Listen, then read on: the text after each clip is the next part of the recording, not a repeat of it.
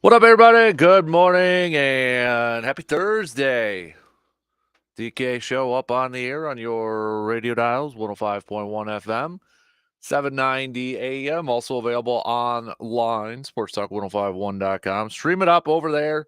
Get your smart devices, smart speakers, the app. Download that puppy. Take it on the go. Video streams. Big thanks for the up and at it. What do we got on our good old game plan for us this morning?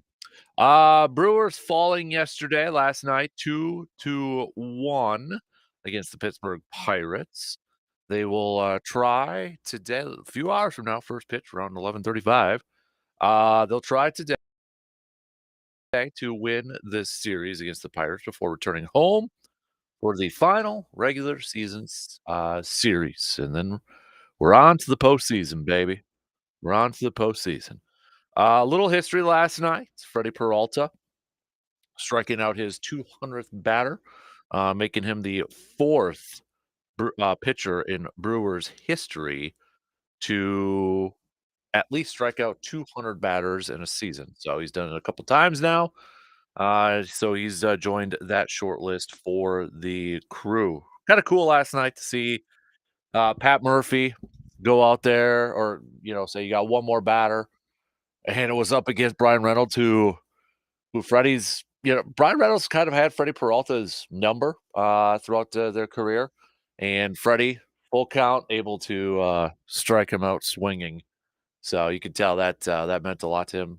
Pat Murphy immediately going out there to pull him and telling him to keep the ball over there too. So that was cool. I thought that was cool, especially on the heels of the whole Pirates crappy situation with Rowdy Tellez and designating him for assignments as he was approaching to get his bonus and such. So Brewers did it the right way.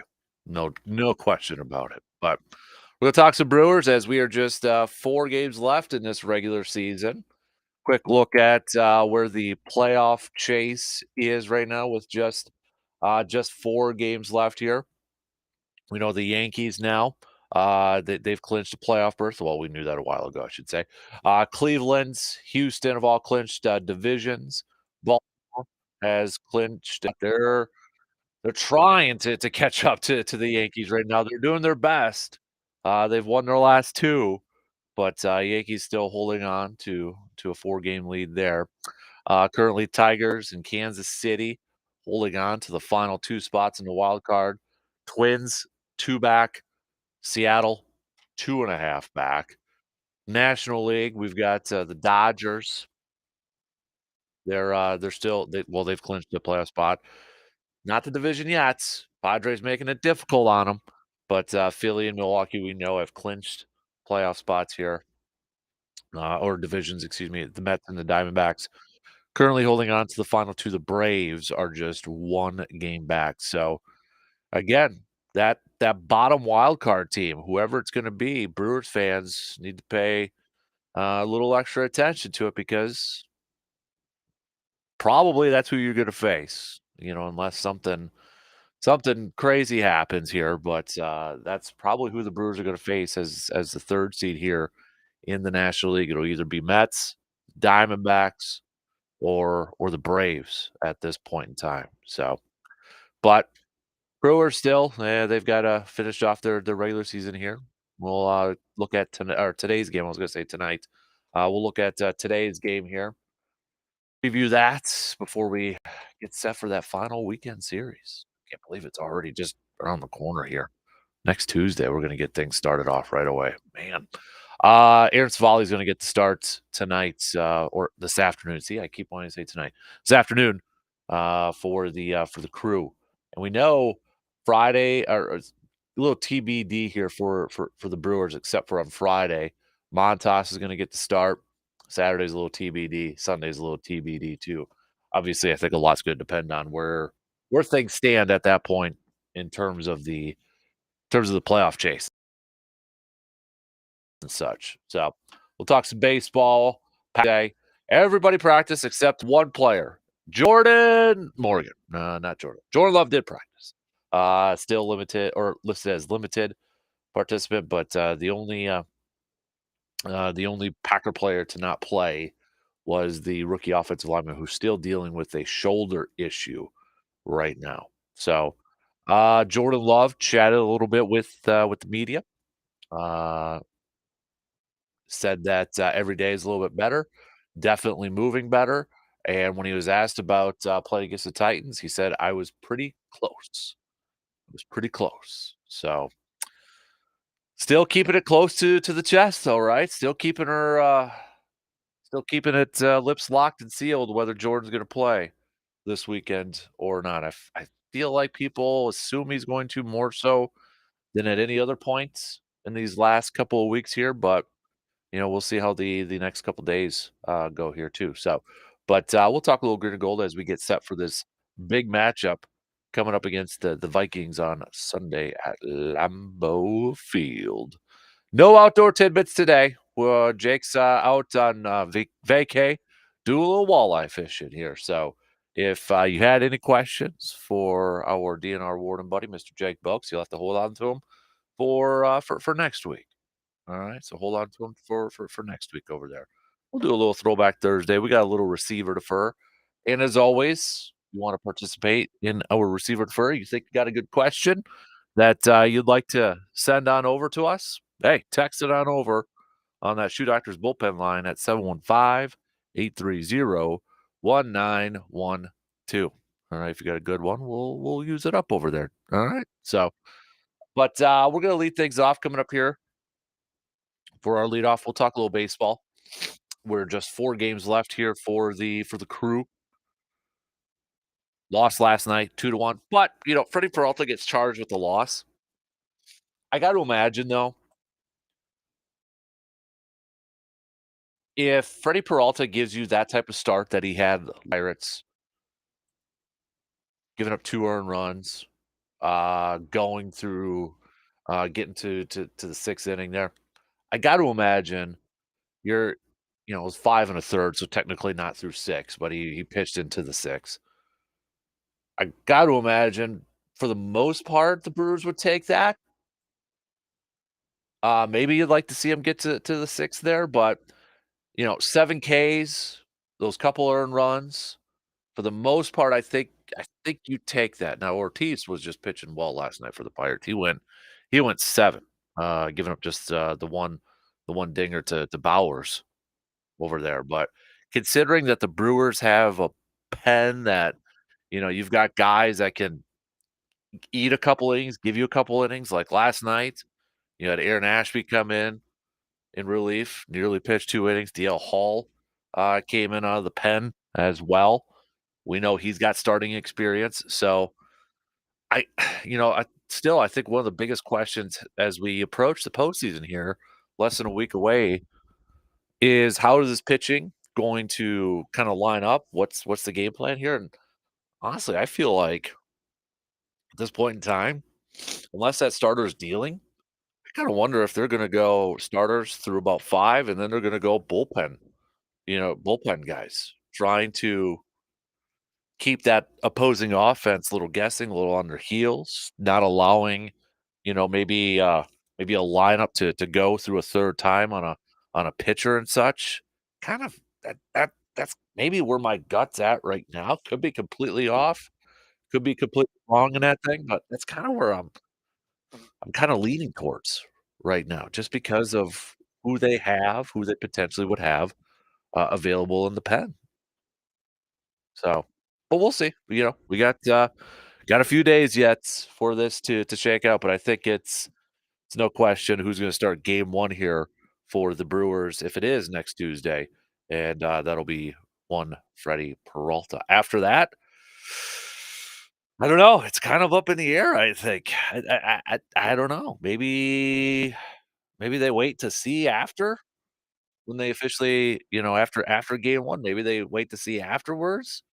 If they win, maybe they go a different route. If they don't, maybe they go a little bit of a different route. In a game 2, do or die potential, do you throw it at Tobias Myers, rookie in that situation? I don't know. So, intriguing. It's definitely intriguing. So, also, I wanna talk a little, Jackson Cheerio. There's a really cool thing, if you haven't had a chance, it dropped this morning, and it's gonna air on MLB Network. later on this morning. But if you go to Brewers.com, because they were teasing a little bit, if you're on social media and such, they teased a little bit of it yesterday. But if you go to Brewers.com, they've got the whole thing up there. Robin Yount and Jackson Cheerio sitting down with John Morosi from MLB Network, and it was actually the first time that they met in person, and just kind of cool. And to see them kinda interact. I mean, you got, Robin Yount, the kid, right? Got another kid there with Cheerio, and, something really cool towards the end. It's only about a 7-minute video over there, but, something pretty darn cool, towards the end there, and, I might play a little bit of that clip coming up here, but if you take a few minutes at some point today and watch that. It's on Brewers.com right now. They kinda hit it. I don't know if it's because, they're waiting for it to debut on MLB Network later a bit later this morning. But if you go scroll down a little bit there, uh, you'll see the video where Jackson and Robin Yount are sitting next to each other and actually having a little breakfast in the morning there. So, but let's get things rolling here this morning.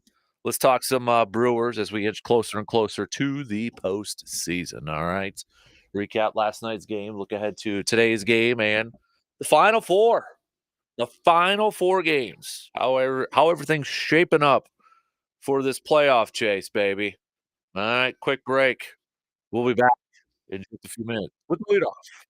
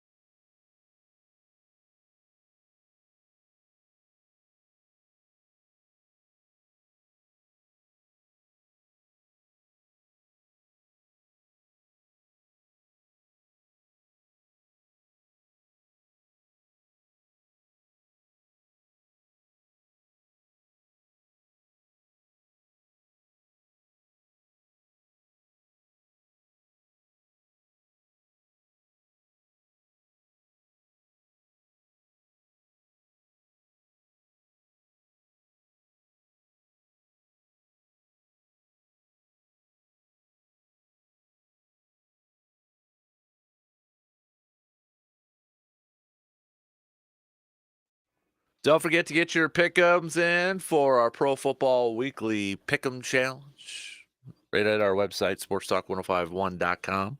Click on that fan cave tab over there, get your picks in for before Thursday night football over there. Before, yeah, we got what, Dallas and the Giants. What a barn burner over there. So, but also don't forget to get your picks in too, for your pick'ems in for Underdog Fantasy. Underdog Fantasy. All right. Making picks on Underdog is straightforward and signing up is even easier. Just head on over to Underdog's simple to use mobile app or underdogfantasy.com. Sign up with the promo code Casper. That's Kasper. And Underdog will give you a free pick to use on your first cash pick'em entry, plus up to $1,000 in bonus cash when you deposit. That's Underdog Fantasy. Promo code Casper to claim your new customer special of a free pick and your deposit offer. Must be 18 and older and present in a state where Underdog Fantasy operates. Terms apply. Concerned with your play? Call 1-800-GAMBLER or visit ncpgambling.org. All right. Underdog fans. Gotta use that. Gotta use the promo code Casper over there, right? KSPR. Actually did not bad on my picks. My pick'ems last week. So gotta ride away, man. Gotta ride that momentum there. All right, let's talk some baseball here. Brewers picking up or excuse me, losing last night 2-1 to the Pittsburgh Pirates. They'll try to win the series later on this afternoon. First pitch around 11:35 here. Aaron Savali is going to get the starts for the crew. Freddie Peralta last night, though, in his final starts for the postseason, does get charged with a loss. So his regular season final line there will be 11-9, 3.68 ERA, 200 strikeouts, 173 and two-thirds innings pitched, a whip of a 1.21. So Freddie Peralta joining some exclusive company with the Brewers, becoming the fourth pitcher to record 200, multiple 200 strikeout seasons. So it's already 7 years with Freddie Peralta. Set career highs for starts, 32. Set career highs for innings, nearly 174. So we know his next start's gonna be for the postseason. So how would you assess Freddie Peralta's regular season? Now that it's all said and done here, and obviously, we'll see how he performs when it comes to the postseason and such. But, how would you assess Freddie Peralta's regular season, the first in his quote unquote ace year, being, kind of with Corbin Burns being traded, and we knew Brandon Woodruff was gonna be not pitching this year. How would you assess how Freddie Peralta has done? Um, because this is I think a pitcher that we have talked quite a bit about throughout the regular season. Like, yeah, I want a little bit more from him. Want a little bit more from him. Then, he'd have those outings, back-to-back outings, a few games there where it's like, that's the Freddie Peralta we know. That's the Freddie Peralta that we're expecting there. So, overall, how would you kind of assess it? And this is kind of where I'm at though too. It's like, okay, maybe we factor in what he does in the postseason, or do we, you know, kind of keep it separate there too? But nonetheless, I thought it was pretty cool last night that Pat Murphy. I know I mentioned it a little bit earlier. I thought it was pretty darn cool that Pat Murphy would go out there or let Freddie Peralta try to get his 200th strikeouts, even though it was Reynolds at the plate, and Reynolds, who has had some good success against Freddie Peralta throughout his career. And credit to Peralta, it was a battle too. I mean, it wasn't just a few pitches and it was done, but it was quite the battle over there. But he was able to get him striking out on a full count over there, and you could tell from the reaction too that meant a lot to him. If we compare the last 2 seasons for Freddie Peralta here, last year, 2023, 30 games, he had a 3.86 ERA. 165 and 2/3 innings pitched, 210 strikeouts. So this year he pitched in 2 more games than last year. Actually had a lower ERA this year than he did last year, and even though he pitched in 2 more games, you look at 8 innings more, had 10 more strikeouts last year over there too. So, but, yeah, your thoughts, you can let us know. Hit us up with a text, 715-830-1912. You really don't work on Lombardi time, do you? I was putting my makeup on, and it takes Jeez longer. The older I get, Louise. the longer it takes me to put my makeup on, and I want to look just right for Or the sports talk show this morning. or it's, you just never mind, I won't go Safer that way. Yeah, exactly. So, but I want to play this clip here too. I want to talk a little Jackson Cheerio here this morning. So again, if you haven't had a chance to have a chance, it's going to air on MLB Network later on this morning, but it is on Brewers.com. If you want to get a sneak peek at it, first time Jackson Cheerio and Robin Yount's got to sit together and talk to each other. First time that Robin Yount and those two guys met face to face and such. So I won't play the whole clip here, but I thought there was a really cool a really cool ending there. And John Morosi from MLBnetwork.com is doing the interview here. And I'll kind of give you a little bit of a backstory here while this thing loads up here. But John Morosi brings out his tablet and plays the final out in the American League Championship Series for Jackson Cheerio. And it was, the grounder to Robin Yount. Robin Yount throws it, and the fan This reaction. back in 82? Yes, Okay. 82 over there. Apparently, my computer doesn't want to work over here anyway, so I might not be able to play it. But I wonder if Jackson Cheerio even knew who Robin Yount was a year ago. yeah, but if you watch it, you hear Euchre, kind of making the call, and you see the fans running onto the field and such. And Jackson actually starts to cry, starts to tear up a little bit.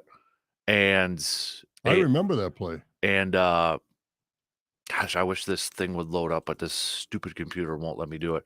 But he, and he asked, why are you getting so emotional and such? And he said it was the fans, the fans' reaction to that. And Robin Yount responded by saying, "That's not just Milwaukee fans. That's Wisconsin. You're playing for the state of Wisconsin, and I hope you get to experience that." I thought that was a pretty cool interaction right there. I remember that, and you've seen the replay, but I remember it live. I was watching it. He threw that ball to Cecil Cooper at first base. Cecil touched it, and he had his glove on his right hand, of course, threw left-handed. Jumped up in the air. I still remember Cecil Cooper jumping up in the air and hopping over across the infield.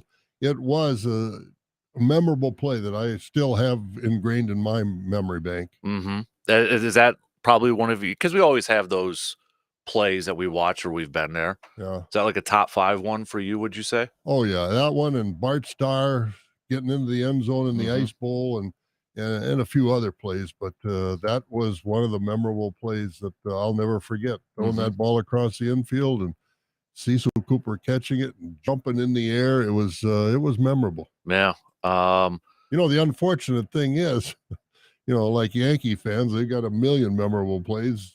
Brewer fans, you only have a few. Right. Yeah.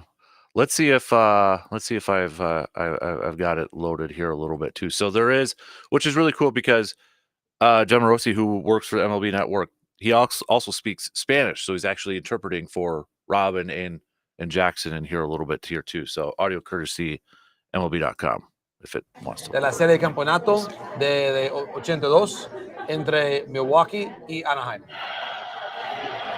What you hear in the background are 54,968 fans. Nobody has left. The 1-2 pitch, ball lined to Yount and short. He throws. It's over. The Brewers have won the American League pennant. Milwaukee, you have a World Series. They're surrounding the Brewers. They have defeated the California Angels. The fans were excited. Yeah, I know. And we're in the middle of all that. We couldn't even get back to the dugout.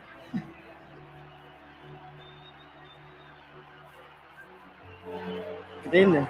This is the greatest thing I've ever seen in my life. ¿Por qué es demasiado emocional para ver para ti? No, porque se puede observar pues que no solamente ganó como que el equipo, sino que ganó toda la gente.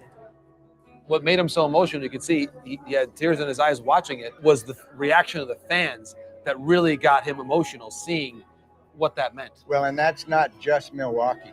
That's the whole state of Wisconsin. You are being supported by this whole state. I hope you get to feel that. So I thought that was pretty cool. That was the end right there. So No, that was a great statement by Robin Yount. mhm, It really was. mhm. The whole state of Wisconsin. Yep. Kind of got goosebumps watching Yeah, it. you or, do. I mean, you know, a little bit. and with those comments, I think are very appropriate and very accurate. Mm-hmm. Yeah, and you know, I wasn't obviously alive in '82, but to watch that and see the amount of fans that were on the field, you could tell that meant a lot, you know, to those fans. Oh, all you over know. the state. I Mhm. mean, you know, I don't remember exactly where I was watching, if it was at home or at an establishment of some kind. I don't know, but it was just out of body feeling, you know, Mhm. because you know it's the only time the Brewers have ever won a pennant, Right. the American League pennant. They've been in the playoffs, but they've not gotten that far. And Right. you know, and then the World Series was what it was, but for an instant there, for a while, we were on top of the world as Brewer fans. Mhm. You know, Yeah. With I think it's so cool to, you know, see Robin Yount, who, you know, obviously came up very young too, and he talked a little bit about, you know, I won't play the whole video, but in the beginning he talked about, you know, when he was first called up, and you know, he was kind of on the job training, he said, the first few years of his career. And he said Jackson right now, he's, you know, way far ahead of where he was when he first started his career. And he also kind of made the note too. He's like, when I first came up, you know, Milwaukee wasn't expected to do anything. You know, they weren't that good of a franchise. Whereas it's different with Jackson here. And you know, if Jackson were to have a mentor, I don't know if this would ever be the case. Robin Yount would be a pretty darn good one to have, to, you know, kind of be in that same position a little bit. yeah, and I don't know if they'll bring, you know, as they prepare for the playoffs, I don't know how many days off they might have. I don't think it's too many. No, they would play Tuesday if they're that third seed, which Yeah. looks like it'll be it Yeah, now. and I So don't know if they'll bring some of these guys back. Robin Yount, I think Molitor is with the Twins now. Is he still affiliated with the Twins at all, or would he come back? And you know, because he's from the Twin Cities, so grew up a Twins fan, and I don't blame him for going back and being a manager of the Twins and working in their front office and things like that.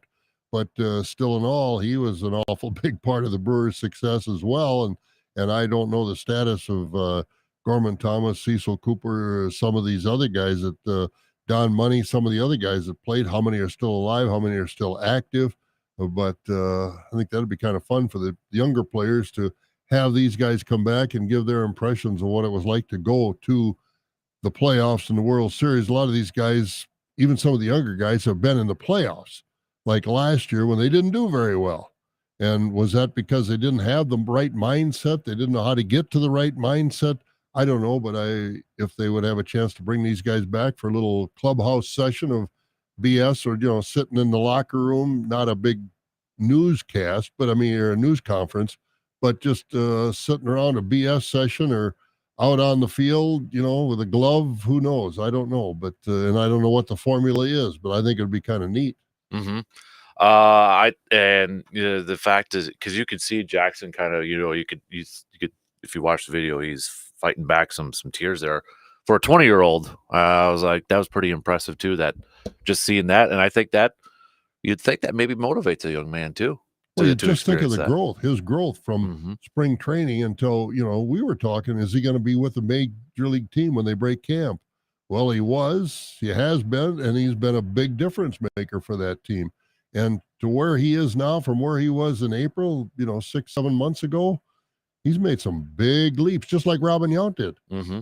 Yeah. Compare it if you can, and I know it's maybe a little difficult because it's such different eras in that. You know, when Jackson came in to when Robin Yount came in, was there any similarities between the two in terms of like fans' perceptions of those guys? I think for both of them, it was unknown. Yeah. I mean, to bring the thing is, Robin Yount, everybody knew Robin Yount from all the scouting reports. He was going to be a great player. But was he going to be a great player at 18? And was he going to be able to handle? And same question they have with Churio at 20. Is he going to be able to handle major league pressure, major league pitching, the travel? You know, you're treated, I've never been part of it, but from listening to what everybody has said, you're treated a whole lot different in the majors than you are in the minors, you know, with all the things that are, you know, taken care of for you in the major leagues. So I think of the same questions. And thus far, we know Yount did it. He's in the Hall of Fame. But thus far, Churio has answered a lot of those questions very positively. You have to say. Yeah. Yeah, absolutely. I mean, he has by far exceeded my expectations this year. Yeah, mine too. Mine You too. know, I and- was hoping he'd be a good player. I didn't think he'd be a difference maker in many games this year. For a playoff team too. Yeah, exactly. So, but no, if you have time, go check. It's really cool, and even Robin speaks a little Spanish in there too to talk with Churio and Well, such he's too. down in So Arizona, and Yep. I think that's it. Was he from Arizona originally or California? I don't remember. I was trying to think where Robin Yount came from. He obviously came right out of high school, that as he was 18 years old, but I don't remember exactly where his hometown was. But yeah, he was actually born in Illinois, but then he moved to Southern Cal. So Okay, when he was yeah. an infant. So, but yeah, mostly West Coast, yeah, and I think Southwest now over he there. became part of the Arizona franchise for a while. I don't know if he's still got any interest in the Arizona franchise or not, but you know, that's the kind of guy you talk about. All these guys that are, you know, Giannis buying into the Brewers and Rogers buying into the Bucks, and you know, that's the kind of guy you'd like to, you know, have a little share of the Brewers. hmm You know, so you keep him part of the organization. He would be. Would you say when you think of Brewers, probably second on that list behind Euchre? When you think of like Yeah, probably. personalities, Yeah. players, people. Remember a few years ago, and I don't know what the event was, but when he came riding in, and I think that was still at the old ballpark. Well, it was at the old ballpark when he came riding in from down the left field line on his motorcycle on his Harley. hmm Fans just went nuts. Mhm. Just went nuts. Just loved Robin Yount, and rightly so. He's a great player. He never did anything that would, you know, detract from his status or the status of the team. Everything he did was a positive move. hmm Yeah, and I believe he still is a minority owner in the Lakeshore Chinooks of the Northwoods League too. So Oh, good, yeah, good, over good. there too. Would you So, say receiver to fur? But and of course, right now we're on a high because of the Brewers. But the receiver to fur, he's more popular than Brett Favre. I don't think we can say that. I I don't. really don't think so. No, I don't. I don't either. And this isn't a knock on Robin, but there's No, a lot no. of times too. It's like he's not out in front of the media a whole lot. No, no. He's not out there. So it's like And the it's pack, not to say yeah, he doesn't do anything with the Brewers because he does. yeah. But he's just Oh, not front and center all no. the time. And the So Packers in the Super Bowl, and the Packers being the Packers. I mean, Yeah. the Packers are one of those elite franchises of respect when you talk about the NFL. I mean, and the Brewers still haven't achieved that, like the Yankees, the Dodgers, the Cubs, the Mhm. Cardinals, and the Packers are in that upper echelon. The Brewers are striving to get there, but it takes time, and you got to win. Yeah, it is interesting when you put it in, and I know a lot of it is just because of the history of the league and the franchises and that. But I totally agree with you. Green Bay, when you think of NFL franchises, is one of the premier franchises up there. Lambeau's on everybody's bucket list. Whether exactly. you're well, who matter who you cheer for, you want to go to. Everybody hopes their team gets the game at Lambeau, Mhm. so they can find a way to get to Lambeau. Yep. And I mean, I'll even say that like our one of our good listeners, Illini Greg, who's a Chiefs fan, but he ended up moving to Green Bay. He still streams us, and he's actually texted in yesterday. He said that got to say, actually living in Green Bay has made me a Packers fan now. Just kind of living over there. Well, you get caught up in the hype. Number 2 and- behind the Chiefs, but yeah, still, yeah. you get and right now it's hard not to be. If you got Chiefs allegiance, it's hard not to be Right. a Chiefs fan, because I mean they're a fun team to watch. They're a lot like when Favre played for the Packers. You never know. He might throw the ball left-handed, just like Patrick Mahomes does, underhand behind his back or whatever.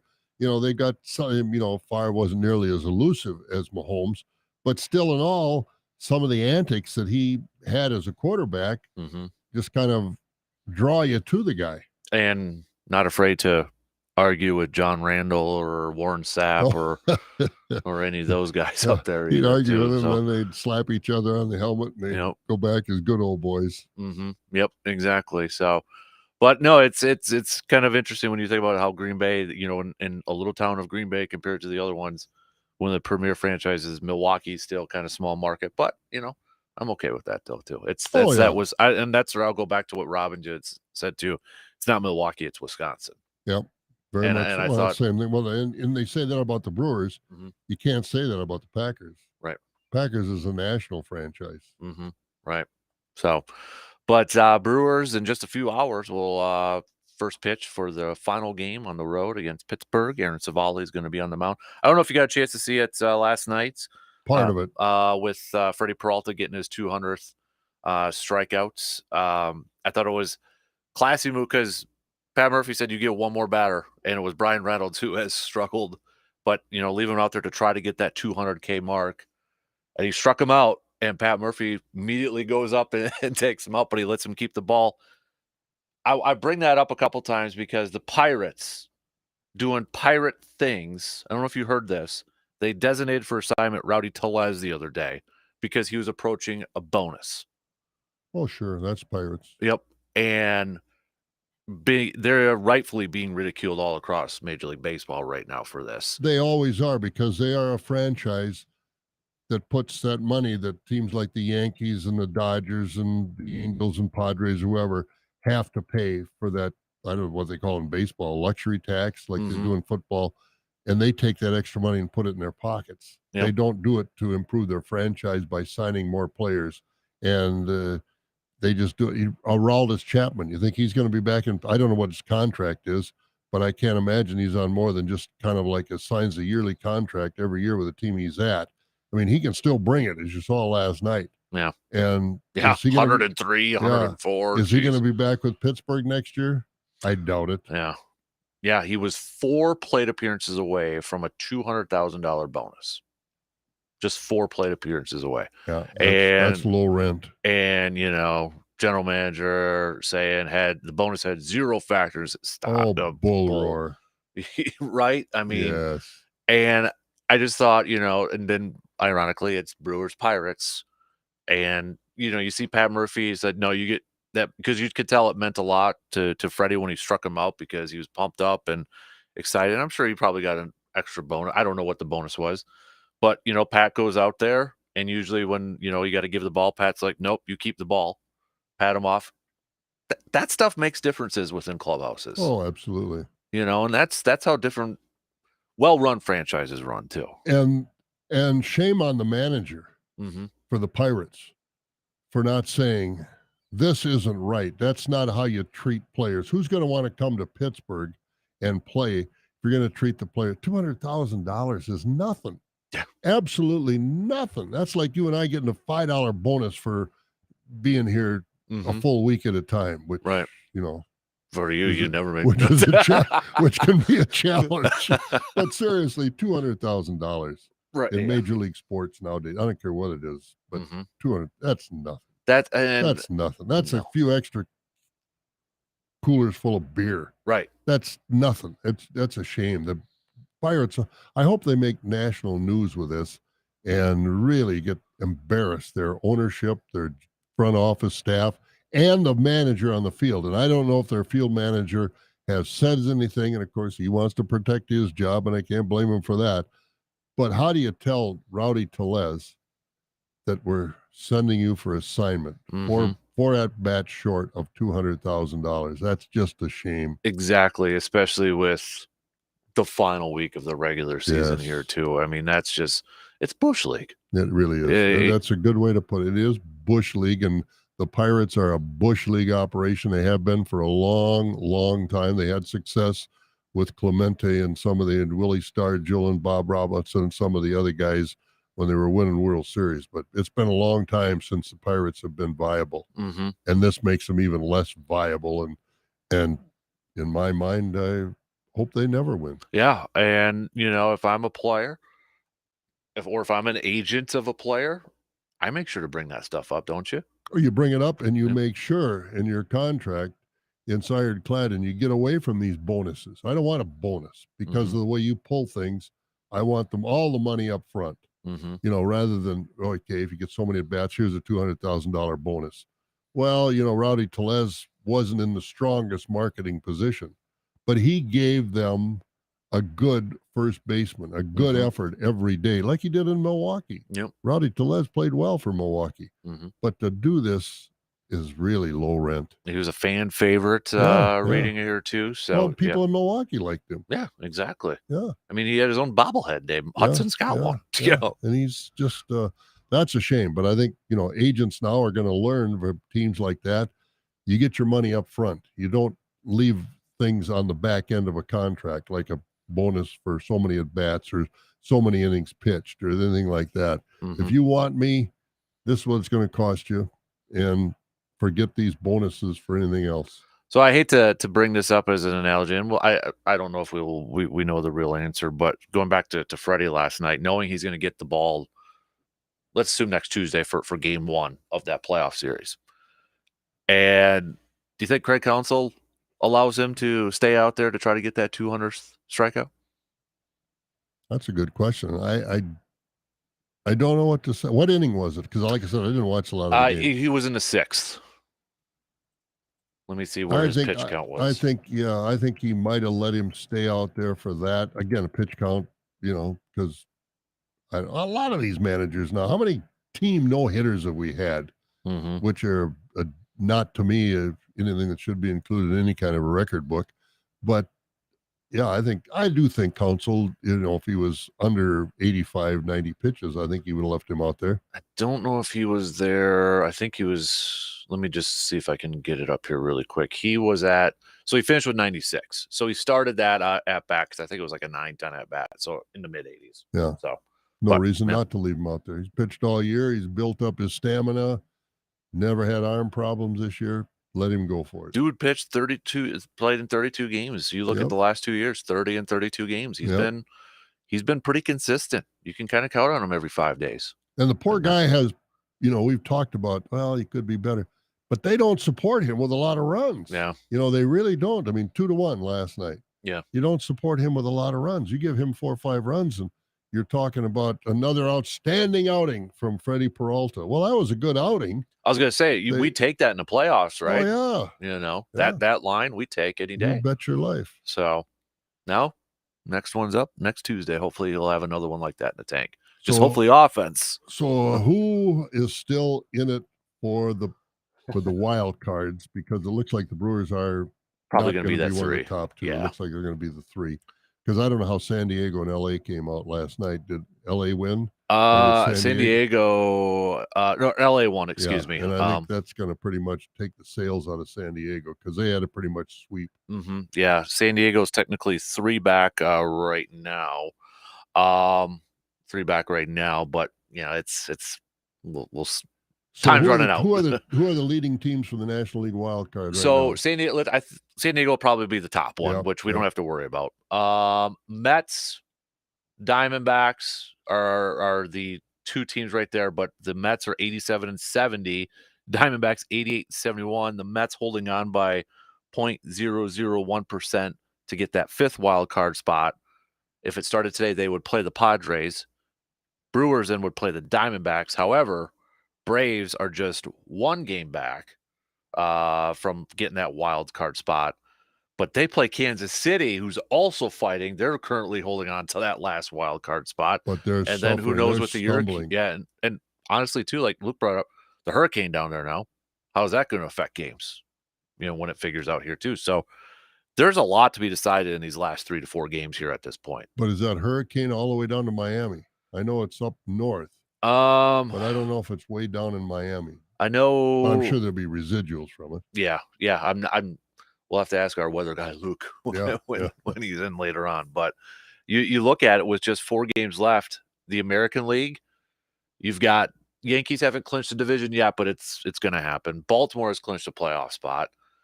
Detroit is holding on right now to that. And they came out of nowhere. Yeah.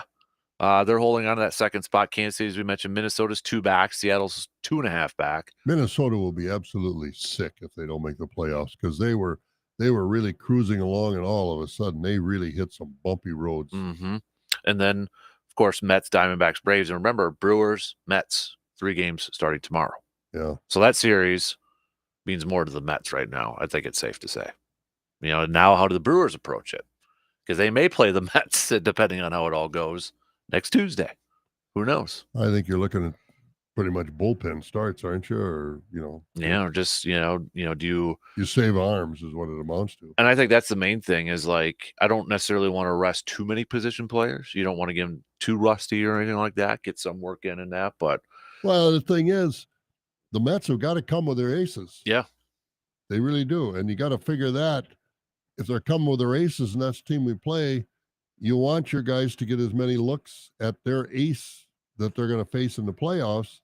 You don't want them watching them from the dugout.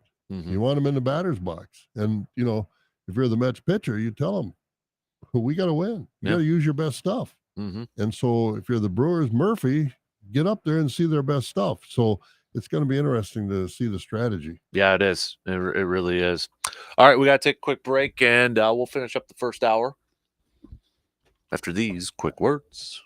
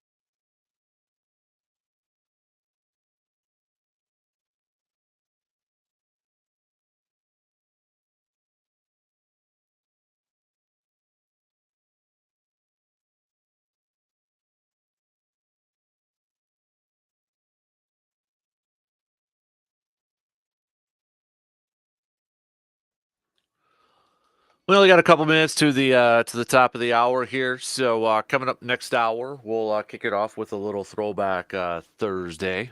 Then we'll get to some football chat too. Packers returning to practice yesterday. Only one player not participating. Jordan Morgan. I got you to look up. It's Jordan Morgan. Jordan Love practiced. Okay, Jordan Love practiced. So I know you did. all right. Well, I got you to look up. I was watching I you in the just back. can't take my eyes off you. Wow. So we'll chat a little football as we get set for that big game coming up Sunday at Lambeau Field, noon kickoff. Why can't they rearrange that schedule? They always put the early game between the Vikings and the Packers in Green Bay. Why can't they put the early one in Minnesota and then the late one in Green Bay? Or do they? Or am I just missing this? But I'd rather see the Vikings come to Green Bay about December. What was it? Maybe they do. It just seems I to don't me know. that it's always early when the Vikings come to Green Bay, and then we go over there when it's cold. I know a couple years ago it was in Green Bay, but I think it might have been a nice November day. Yeah, or December. I don't know. But just get the win. that's Just get the right. W. So also receiver defer coming up around 7:45. So if you have any good ones over there, you can send those on over. No outdoor tidbits. Jake is on vacay doing a little walleye fishing. Good So for him. I told Good him for him. he's got to bring in though if he gets any, and we'll have a little fish fry or something like Not that. a bad So idea. could use some fresh Where's he walleye. going? Someplace exotic? It's a fisherman. He ain't gonna tell you where he's going Oh, there, is that Bob. right? Come Oh, on, they don't give yeah. up their All right. spots. I'm not even gonna ask that. That's a sin. I wonder if he's ever been out there in his boat in civilian clothes and a game warden come up and checked him. That's a good question. We'll have to ask him that next time. And if he pulled rank and said, "Hey, I'm a district supervisor," because where was I? I was down someplace, and there was a DNR warden dressed like Jake. I says, "You know Jake Volks? Oh yeah, he's a big supervisor up that way, or a big whatever his title is. Mm-hmm. So he's Oh, moving up in the ranks." because of us. Oh yeah, yeah. We've had a lot to do with it. We're like his own PR peeps. There you go. There you go. Yeah. So, we'll also, of course, talk some more baseball throughout the day too, as the regular season starts to wrap up here. But all right, there's your shot clock. 1 hour in, 2 more to go here. We got some news updates, and we'll start off the second hour. Got a couple of throwback Thursday notes to get to you. Football and football one. This one might hurt Packers fans a little bit, and then a couple baseball ones there too. We'll be back in just a few minutes.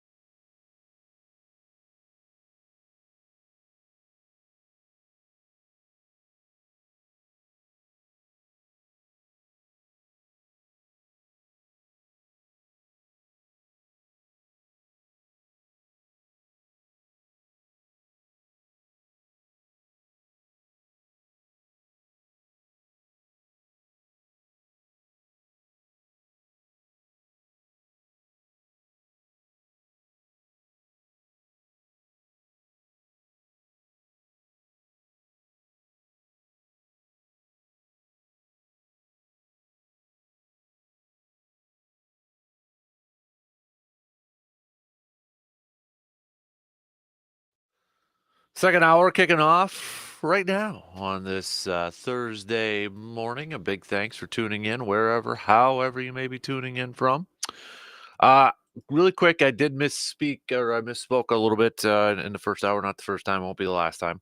But Brewers are locked into the 3 spot in the postseason, so they are that. Oh, they are They already? are the Okay. 3. So now, how do you play these last 4? Yeah, that does make a difference if you know where you're at. But Mhm. again, with the Mets coming in, give Yep. everybody the day off today. Give everybody the day off today. And then when the Mets come in, depending on who's pitching for them, how the rotation would work, if it would be the Mets, because the Mets are going to go, I would assume, with their aces because they want to get there. Mm-hmm. Yeah. And, so I don't think Murphy could tell you today what he's going to do outside of everybody gets the day off today. I mean, you and I might be in uniform and get a chance to play today. Man, I don't even know if they want that. So, but Aaron Savali is getting the start for the Crew today. It'll be interesting to see. We know Freddie Peralta's game 1. I'm curious to see how the next 2 go if we get to 2. 2 more after that. Can you trust Colin Ray? Well, and the thing is, though, too, is like Colin Ray's been getting some work out of the bullpen in these games. So I don't know if that's like a piggyback between Tobias and him. Then if you get to a game 3, because Adam McCullough from Brewers.com the other day said it seems like Frankie Montas is going to get the second start. But then when you get to that third start in a do or die, if you get to that one, do you trust Tobias Myers, who's a rookie, to get that start? Or do you go Colin Ray, or does it be? I don't know. But the thing is, if you get to that third game, everybody's available. I was going to say, it's like you got relief guys that could give you a couple innings there, too. It might be one of like, all right, everybody goes 2 innings. That's right. Right. So, it'll play itself out. All we can do now is speculate, which I'm sure that's pretty much, Murphy's probably got an idea in mind, but until it all plays out, he doesn't know exactly what he's going to do either. Right. Yep. All right, let's do some Throwback Thursday nuggets here. Let's go first off, 1981. Nolan Ryan, when he was with the Astros, became the first player. You mentioned no-hitters a little bit earlier. First player to pitch 5 no-hitters with a 5-0 victory over the Dodgers. How many one-hitters did he have? A lot. I know that guy was unbelievable. What do you think? Back, he was an old time. What do you think if a manager would have taken him out in the 8th inning, would try to take him out in the middle of the 8th inning? Well, he'd probably maybe react the same way he did to Robin Ventura. Yeah. I mean, those old time guys, I don't know what it is. These guys put up with that nowadays. Those guys, Bob Gibson, Nolan Ryan, Tom Seaver, Don Drysdale, the list goes on. If they're pitching a no-hitter and their manager says, you're not pitching anymore. I mean, I don't care if it's Walter Alston, who was, Don Drysdale's manager with the Dodgers, or, some of these other managers that are Hall of Fame managers, they wouldn't have done that. Mm-hmm. I mean, the statistics have just changed this game so much, and not necessarily for the better. Mm-hmm. Yeah. It was also this day in 2012. The NFL and the NFL Referees Association reached an agreement to end the ongoing referee strikeout, thanks in part to the failed Mary. Remember, that was just a couple days ago, anniversary for that. Good old Packers and Seahawks, and I remember it like it was yesterday, and how I reacted like it was yesterday. So yeah, it was. As I said then, you're welcome, football or the NFL, because I think after that is when it really expedited. Yeah, let's get the real guys back in here. Yeah, so that was a bad experiment that they let get out of hand. Yeah, holy moly, that egg on their face big time. I don't know if they'll ever go down that path anymore. I hope not. No, I hope not either. Well, I just hope they take care of the people. I mean, let's face it, these officials, it's the structure of officiating has changed. Back then there was no supervisor of officials or whatever. It just went through somebody in the NFL office. Now at least the officials are being recognized as how important they are to this game. And so is it enough yet? That's good conversation to have. But I don't think it will ever happen again. I think they really, really learned their lesson. Mm-hmm. Yeah, I hope so. So, Those are just a couple of throwback Thursdays for you here this morning for September 26th. Speaking of the Packers returned to practice yesterday. Everybody practiced besides rookie offensive lineman Jordan Morgan. Jordan Love practice. It's still listed as limited, which is what Matt LaFleur said would be. At the beginning of the week, Jordan did talk to the media a little bit a little bit yesterday. Said that he's moving even better, getting better day by day. He said he was very close to playing against the Titans. I think a lot of people, even last week, kind of marked this game coming up as the return date for Jordan Love out there. Is it to the point where you would be surprised if Jordan Love doesn't start this weekend? I think so, because I think a lot of people thought he was going to start already last week, and I think they were saving him for the Vikings so he could be just that much better shape. And because you watch the Vikings play, and their defense puts pass rush on. They got 5 sacks in each game so far. Yeah, they put a pass rush on, and you need a guy that's going to be a little bit limber back there. And while Malik Willis I'm not sure he can handle the pressure of that kind of a pass rush and get the ball down the field either with his legs or with his arm. So I think too it was a strategy to keep him out and keep your fingers crossed that they could win those 2 games without him, and they did. Any concern about Love potentially being rusty in this game? There's been some fans that have brought that up. You're entering the 4th week of the season. A lot of the other starters who, have been playing kind of knocked off their rust in the first couple weeks who haven't played in the preseason. Jordan played in that first game, but now obviously hasn't played in the last 2. Any concern about rust out there? Not for me, because like I say, he's been practicing. Mm-hmm. So it's not like he's just going to walk out after being in the training room. He's been on the field. He's obviously been throwing the ball to his receivers. He's obviously involved in the game plan on the field, not just in the rooms in the quarterback room. He's been with a game plan on the field to put it in place. So no, that doesn't bother me. I don't think that's going to be. It shouldn't. I hope be a factor for Jordan Love. I think part of it though too for me is like I got so much confidence in LaFleur's game plan right now, where I don't think he's going to ask him right away to start chucking the ball down the field and big plays, big chunks, and all that sort of stuff. Yeah, he's had a nice game plan, no question about it. And that means some of the units have stepped up. The offensive line has stepped up, and I think his offensive game plan has been pretty effective. Yeah. So I'm nervous. I'm nervous in a good way because I think this is going to be a good game coming up on Sunday. Oh, I hope it's a good game. Minnesota has exceeded, I think, a lot of expectations to begin the year. Sam Darnold has exceeded a lot of expectations. They've beaten, you looked at that schedule.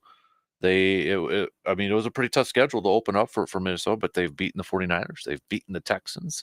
They've got the Packers now. They've got the Jets, and Aaron Rodgers returned to Minnesota next week. So they've passed it so far in the first couple of weeks here. And I don't know what the plan. This is what's going to be curious for me for Jeff Hafley going up for this, because Sam Darnold has a perfect quarterback rating right now when teams have blitzed him. That's how well he's playing this year. But now you got a little bit of a knee injury with him too. He's got a knee bruise on there. He's wearing a sleeve in that. I don't know if that changes the plan or not, but to me, it'll be interesting to see what that game plan is, because the first couple of weeks, they had kind of a disciplined pass rush going up against quarterbacks who like to run the football. What did he do this last week? Went after a quarterback who has struggled against the blitz. They come away with 8 freaking sacks. So I'll be kind of curious to see what he does, what he dials up this week. How many times has Darnold been rushed when he's been blitzed? Because their offensive line has done a pretty nice job of picking it up. I watched part of that game against San Francisco, and they did a nice job. I think I've got some numbers here too regarding the Vikings offensive guards. Let me see if I've got that saved up here or not. Yes, so their center, the Vikings center, Garrett Bradbury, has actually allowed 10 pressures, which is second most amongst centers in the league, and their guard, Ed Ingram, has allowed 10 pressures, according to Zach Roos, 5th most among guards. So you would think that means if you are able to get any pressure on Sam Darnold, it's going to come from up the middle. a Devontae Wyatt or a Kenny Clark or something like that. And Halfley, though, has shown, like, if it's an obvious passing situation, he takes out those D linemen and he puts all defensive ends and linebackers in there. It kind of reminds me of Dom Capers' old NASCAR package he'd have back in the day. And it worked last week.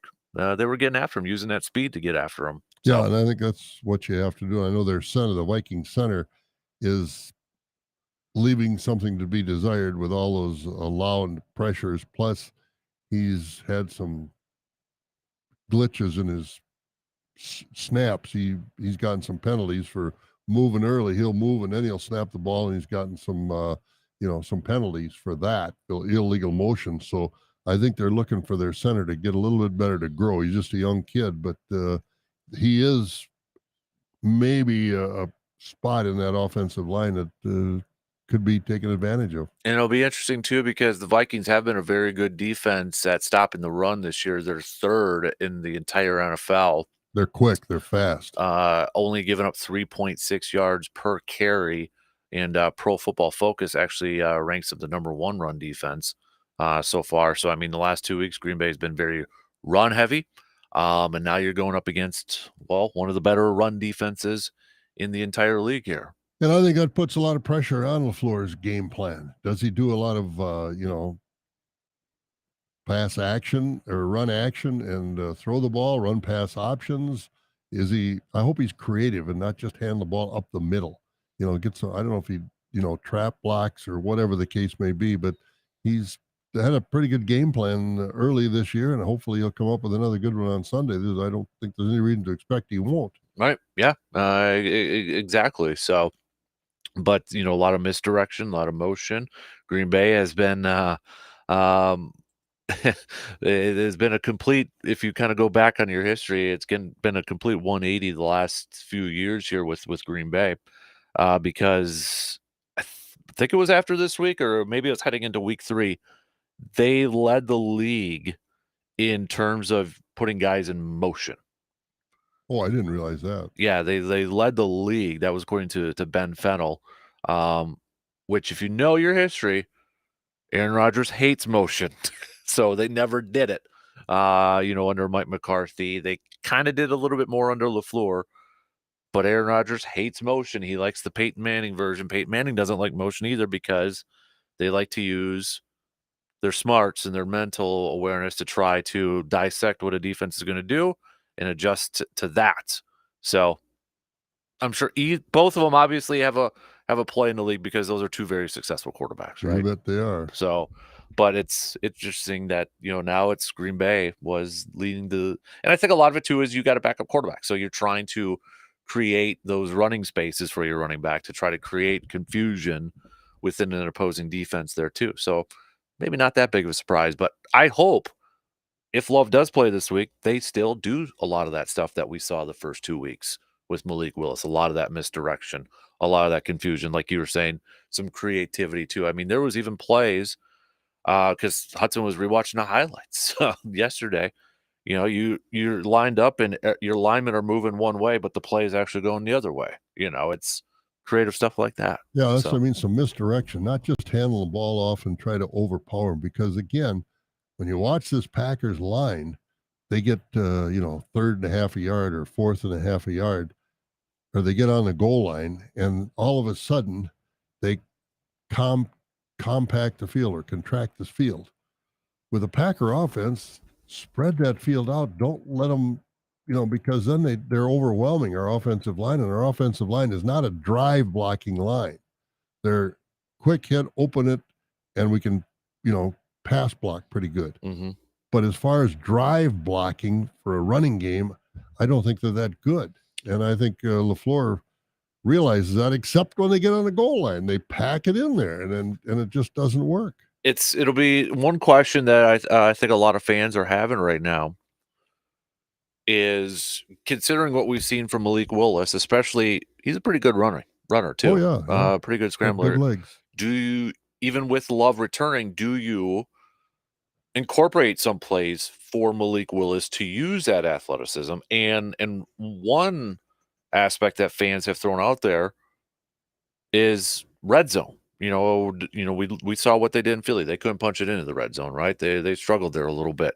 Do you utilize that athleticism, that speed from Malik Willis when it comes to red zone plays? That to me is a tough one because you bring Malik Willis in, are you tipping your hand a little bit to what the play is, or is he a little bit of a decoy or something like that? I don't know what the right answer is at this point. I really don't. I don't know either, but I know against Philadelphia was, to me, that first game was so disappointing that they didn't put more points on the board because I thought the play calling down inside the red zone, especially inside the 5-yard line, was not good. Mhm. It's like he didn't understand his personnel. And so I have no problem, look at Kansas City when they get on a 1/2 yard line, they might run a sweep as much as running up the middle. So I think you got to be more creative down there with the lineup you've got. I think if this were me and I'm putting together one of my flag football plays here, I'm putting Jordan Love and Malik Willis in the backfield. Jordan Love takes the snap, hands it off to Malik Willis. Malik Willis, little dump pass to Tucker Kraft. Boom, done. Yeah, I think things like that have to definitely be in the playbook. Sounds good in my head. Well, I think you have to plant that seed with the other team's defense as well. Get these guys. Do I go here? Do I go there? Do I rush? Do I know that they're going to run that ball up the middle? Now with this guy in there, do I drop back and then we can run it up the middle? I think you got to have a little diversion. And one thing too with Malik Willis, as well as he's played these last 2 games, I think he played probably a little better than most people thought he might. Can you be a little more aggressive, so to speak, if Jordan Love is back in there and, use him on more rollouts, expose him to more potential contact? I don't know, because you've got Malik Willis, who has proved he's a capable backup. Does that, put a question in the defensive coordinator's mind for the other team that Jordan Love is not going to be a pocket passer necessarily? He's going to be able to move a little bit more than maybe he had traditionally because they know they've got a capable backup if something should happen. Hopefully it doesn't. But I just think there are a lot of factors that could give LaFleur a few more options in his game plan. Yeah, it's you look at this season so far, quick storylines in the first 3 weeks heading into almost the first quarter of the season already. I think one of those headlines is kind of the reemergence of some of these quarterbacks that some people just kind of threw off to the side. Sam Darnold being one, Malik Willis for a couple games. We've seen Geno Smith the last couple of years doing what he's doing in Seattle over there. So I mean, it's kind of been the reemergence of some of these cast-offs. Yeah, and again, it's the right place at the right time. Yep. And some guys are just naturally great, but there are others like a Darnold who had some ability but completely lost his confidence. Mm-hmm. And I think New York, and now he goes to Minnesota. You pair him up with a good coach, and JJ McCarthy, the rookie, who is in line to start or be competition at least. He's gone. Sam Darnold knows, I got this job. I've got the best receiver in football to throw to, and come and get me. And he's done a wonderful job. Yeah. And I think it's another example too of just being in the right situation for a lot of those guys, coaches, play callers. Yeah, you feel sorry for Robert Griffin III when he was drafted by Washington. Well, that franchise has been a mess forever.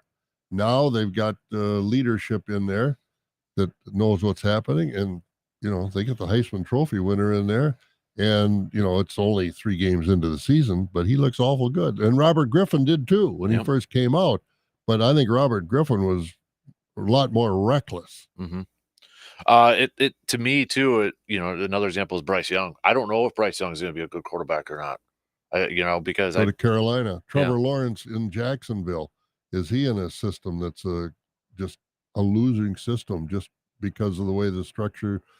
It's like going to the Pittsburgh Pirates. Mm-hmm. Well, that still bugs me about Rowdy Tellez. Mm-hmm. But I mean, some of these franchises just don't give you a chance to expose your real talent, and that's too bad. Mm-hmm. All right, we got to take a quick break here. We'll be back with more, and then coming up in a little bit too, we'll do some receive or defer. Well, maybe throw a little college football talk in here too. coming up after these quick words.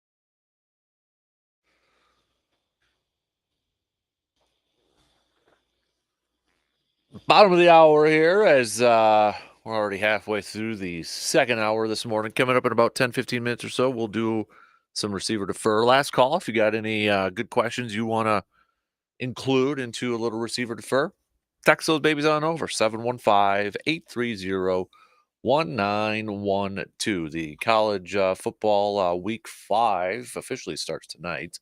You got Army taking on Temple. But obviously Saturday, the big day. We got a few good games over there too. Number 15 Louisville takes on number 16 Notre Dame. We've got number 20 Oklahoma State taking on number 23 Kansas State. Obviously, the big one of Georgia, Alabama, 2 versus 4. Illinois now in the top 20, number 19 going over to Penn State, number 9 in the country. And then, of course, Wisconsin over at USC, our good friend RJ Cardinal. Is it flying out today or tomorrow? He's going over there to watch that game there. But Minnesota at Michigan, too. That'll be a good game. Michigan's going to kill him. So, well, I don't know. I don't trust Minnesota. Well, I don't trust them, but every once in a while they come up with a pretty good effort. Do you miss the Brett Bielema era right now with how well Illinois is playing? Well, he's got it figured out. Yeah. I don't know if he's keeping Illinois kids there or if he's doing a good job recruiting. I mean, remember, he's the guy that brought Russell Wilson to Wisconsin. Yeah. So he knows how to talk to players. And so, he was not a bad coach. His personality left a little bit to be desired. Mm-hmm. But, he's not paid to be, to be Johnny Carson. He's paid to be that's an interesting comparison. Well, I mean, as popular as Johnny Carson was, Mm-hmm. I mean, well, you would know I don't. So, yeah. Well, yeah, right. I'm just giving you a hard time. So. but can't argue with success. Mm-hmm. Yeah, that's a big down the Paul Chryst era. Big win against Nebraska on the road last week by Illinois. What was that score? I guess 31-24. Yeah, 31-24. So, I mean, if he can take his Fighting Illini into Happy Valley and come away with a win against number 9 Penn State, you look at the rest of their schedule, Michigan and Oregon, and that's it for the last for they don't go against Ohio State or anybody else like that. So, I don't know, maybe. Yeah, they have a chance. They can win tonight or this weekend. So yeah, it'll be interesting to follow him. But the Fighting Bielemas are doing pretty good. Fighting Bielemas. So, I really don't know what to expect for Wisconsin USC to be on. I hate to be a little bit of a downer on that aspect, but do too. I don't expect them to win. Right. Which is, I hate to say that because, for the last 20 years, well, they got a chance. I mean, last week or 2 weeks ago against Alabama, they had no chance. No chance at all. Like I said, the most sure bet in the history of betting was 16.5 Alabama covering against Wisconsin. I mean, that was the most easy bet I've ever had. And I don't bet, unfortunately. Otherwise, I'd have bent the ranch. If I was a bettor, I'd have bet a lot of money. Mm-hmm. But that was, I just couldn't believe it. And I think, what is this, 18 against Southern Cal or something like that as a point spread? Or no. What is it? For Wisconsin and USC? Southern Cal. I don't know what the spread is this week. Last I saw was 15. It's 15.5. Yeah. Yep. And that's still a pretty good bet because one of my receiver defers, and I don't know when we're going to get into that, has to do with the Badgers going forward. We'll save it. Yeah, save it for but it's I hate to say that because I'm a Badger fan. Like I said a week ago, if you tied me to the stake and said one way or the other, I have to say I'm more of a Badger fan than a Packer fan, and I'm way up on both. Mm-hmm. But I get more out of the Badgers than I do out of the Packers' success. But I'm cheering through the roof for both of them. But it hurts me. Mm-hmm. To say that I don't think they've got a chance. Yep. And I don't think they've got a chance. This is what still boggles my mind. Illinois, Penn State. Penn State is favored by more than what USC is favored by more against Wisconsin. Penn State's favored by 18 in this game. Boy, that shows no respect. That gives Illinois some locker room chalkboard material, that's for sure. Although Bielema did say though too, it's harder to play in Nebraska than it is at Happy Valley. So it's like, no, just do quiet, don't make that comment out there. But I don't know. Nebraska's lost their allure from when they were the traditional. Although it seems like they're kind of getting back there a little bit. With this Raiola, the quarterback they got, one of their former players' son is back there as a quarterback as a freshman, and he looks to be like the real deal. Mm-hmm. Yeah. Yep. So, but yeah, we got, if you're a college football fan, there's some good, that Georgia-Alabama one. Ooh, boy, what's the spread on that? 2 for Georgia. Yeah. And it's in Alabama. So, but that should be. It's the playoff. I got to get in that playoff mode. It's expanded now. It's not just the 4 over there. So I was going to say, could that determine? But nope, it's playoff there. So, and I'll tell you that Alabama quarterback is very good. They got a 17-year-old wide receiver that is very good. I mean, some of the best players in the country, as they always do have at Georgia and Alabama. It's going to be a good game. Mm-hmm. Is that an early game or night game? 6:30. 6:30. So that'll be an evening game. Yep. And you can watch it. It'll be on ABC. Of course. I will watch it over there too. So I don't know. I haven't watched either one. Well, seeing the Alabama game live at Wisconsin, they're good. They're fast. They're strong. They're just a complete team. Mm-hmm. And Georgia, obviously, we rated above them, is more complete, maybe. So it's going to be an interesting game, fun game to follow. Yep. Yeah. Should we just do receiver defer? Should we start it off right now? It's up to you. Let's do it, because that's always, we got a couple questions over here too. So I'll start it off with you Well, first. Go to that Badger one. Go to the Badger one? Okay. Yeah. The Badgers won't finish above 500 with Locke at quarterback, merely because he can't move well. I don't see him able to lead this team anywhere. And again, I hate to say that. I'm a tremendous Badger fan, but reality is reality. I might have to receive that. I think that streak of going to bowl games is going to be over with. I do too. And it's unfortunate.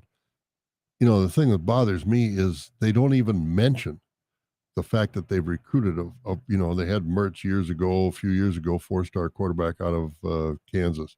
But they've got a 4-star freshman quarterback. I don't know where he's from, but they don't even mention him as being a possible part-time player, at least. If Locke can't get it done, that this kid could come in and, you give him a shot. I mean, if Locke falls on his face, they're going to have no choice but to do something at quarterback, because they've got to get somebody at quarterback that can move this team. And watching Locke against Alabama, he's afraid. He's looking for contact, and I just don't see how Locke can lead this team to a bowl game. Mm-hmm. Yeah, I hope we're pleasantly surprised. Well, I hope I'm shockingly wrong, but I don't think so.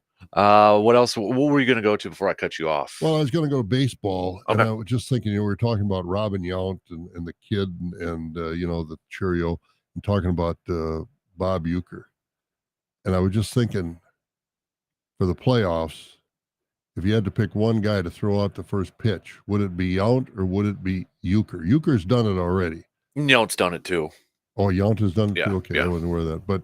But again, looking at this, you're looking at Uecker, 90 years old. I don't know. I'm just. You want somebody to get the crowd amped up right away, right? Yeah. Or do you have them both throw out a first, stand side by side and both throw out the first pitch? Or does Yount catch Uecker? Well, there you go. That's another good option. That's a real good. Or does Uecker catch Yount, because Uecker was a catcher?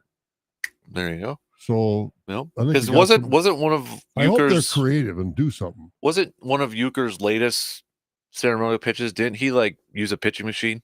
I think it was something like that, where it was covered in a blanket. Then so that was how it was thrown. Knowing him, over there, might have. I mean, the guy has come up with so many creative things. I mean, when he described the knuckleball, how to catch a knuckleball, one of the greatest lines in history, and he just, who knows? But if Yount can throw it and Uecker can catch it, I don't know how steady Uecker feels he is with a glove, but obviously he's not going to fire a ball like he did to Cecil Cooper to end the Angels series back in '82. Mm-hmm. But I hope they're creative, have fun with it, take some of the pressure off, so the players, aren't feeling, these young guys aren't feeling the pressure of the playoffs. Go out there and have some fun. As much pressure as they're going to be on, knowing that this is the playoff, this is big time stuff. I don't know what they're going to do, but I hope they're creative with it. Mm-hmm. Yeah, I'm sure, and it might, because I don't know if they know who's going to throw out game one yet, if it is Uecker or somebody like that, or maybe it's combo. I know they've had Sela come back and do it. I know. No, he's not going to fire up the crowd of the fans or the players. No. I think, they know Uecker. Obviously, they know about Yount, and I think Robin's hung around spring training with him, being out in Arizona. So I think they know him and appreciate, he's hanging on the wall out there at the American Family Field. Mm-hmm. To to bring in guys like that and really have fun with it. Have Yount ride his Harley in again from left field to right field, and they're not going to let him ride it on the field on the grass, of course, but ride it in, park it, go out there and throw out the first pitch, jump on his Harley, and leave. Who would be somebody? Maybe it doesn't have to be a Brewer player, but somebody that's kind of out of the norm that would get maybe the crowd riled up. Jordan Love? Yeah, but he's not coming in. No, I'm just trying to throw out different names out there. Would Brett Favre get that crowd riled up? I think Brett Favre would get the crowd riled up. I really do. I'm trying to think of some other guys. Because Giannis, part owner. Yeah, Giannis would be one, because you don't want to go back too far. Right. Because you don't want to go back to the, past 82 of the Brewers, and you don't want to go back to anybody other than Brett Favre for the Packers, because there aren't many of those guys left. Bring in, Dave Robinson is a little bit, most people aren't going to know who Dave Robinson is, even though he's a Hall of Famer and this, that, and the other thing. But I think Giannis would probably be a good one. Yeah, kind of forget he's kind of part owner. Wear his world champion shirt, get a little incentive to move on to bring out the trophy. Bring out the trophy. This is what a championship trophy looks like. Trying to think who else, kind of outside the usual suspects out there that would get people. And you need somebody that's a sporting hero, so to speak. Or is there somebody else from Wisconsin that you could bring out there to throw out the first pitch? That's a good question to ponder a little bit, I guess. Yeah, when you get to that, you want to get to your seat to see that person, right? I mean, that's what gets people rallied up and get going there a little bit. What do you think?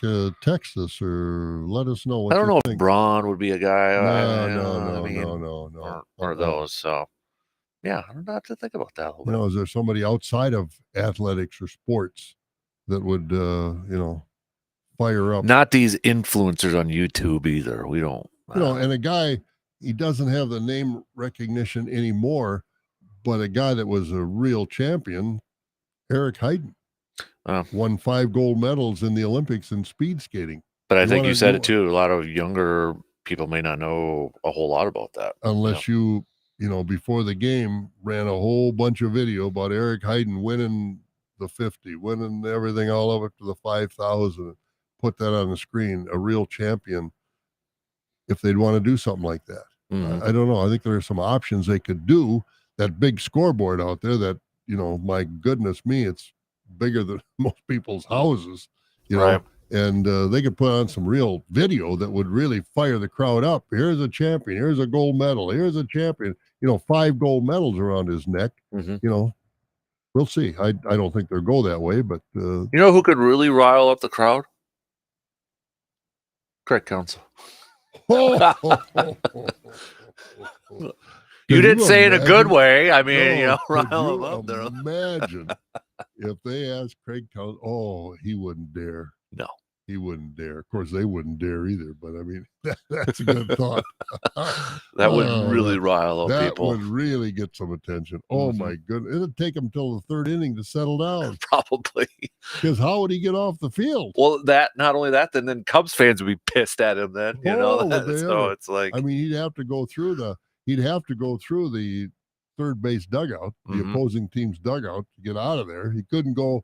They couldn't open the gate and have him march up through the crowd. Yeah. Yeah. He'd be wearing more beer than most people drink. We'll do Steve's receiver defer before we got to take our final break here. Then we'll get to more receiver defer here. Steve says receiver defer Christian Yelich, either restructuring his contract or taking a pay cut to help keep Adames in Milwaukee. I'll defer it just because it's incredibly rare in baseball, because you don't see it. It doesn't happen because of how contracts are structured and guaranteed and all that. So I will defer that because you don't see it in baseball at all. So yeah, I'd be surprised too. Yeah. So, all right, quick break, and then we'll do some more receiver defer. Yeah, if they didn't restructure Ryan Braun, they're not going to structure Yelich. Bingo. That was the first name I thought of over there too. So, all right, we'll take a quick break here and finish up second hour with more receiver defer after these quick words.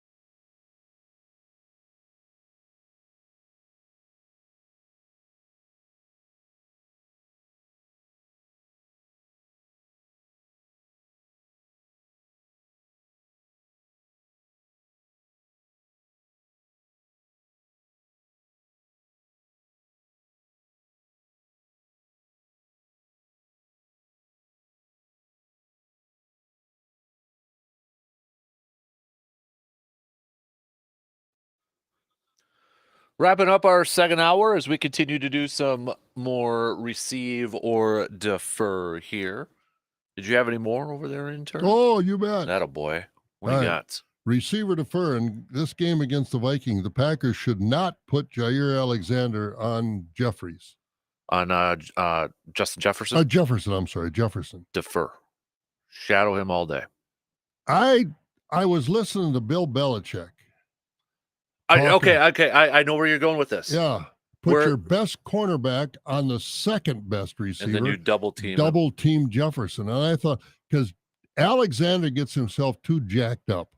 Well, he did shut down Justin Jefferson a few times in his career. So, well, I don't know about a few, but oh yeah. Well, I still think that Alexander gets to the point where he wants to prove, and I think you put him on the second one and double team Jefferson with somebody else.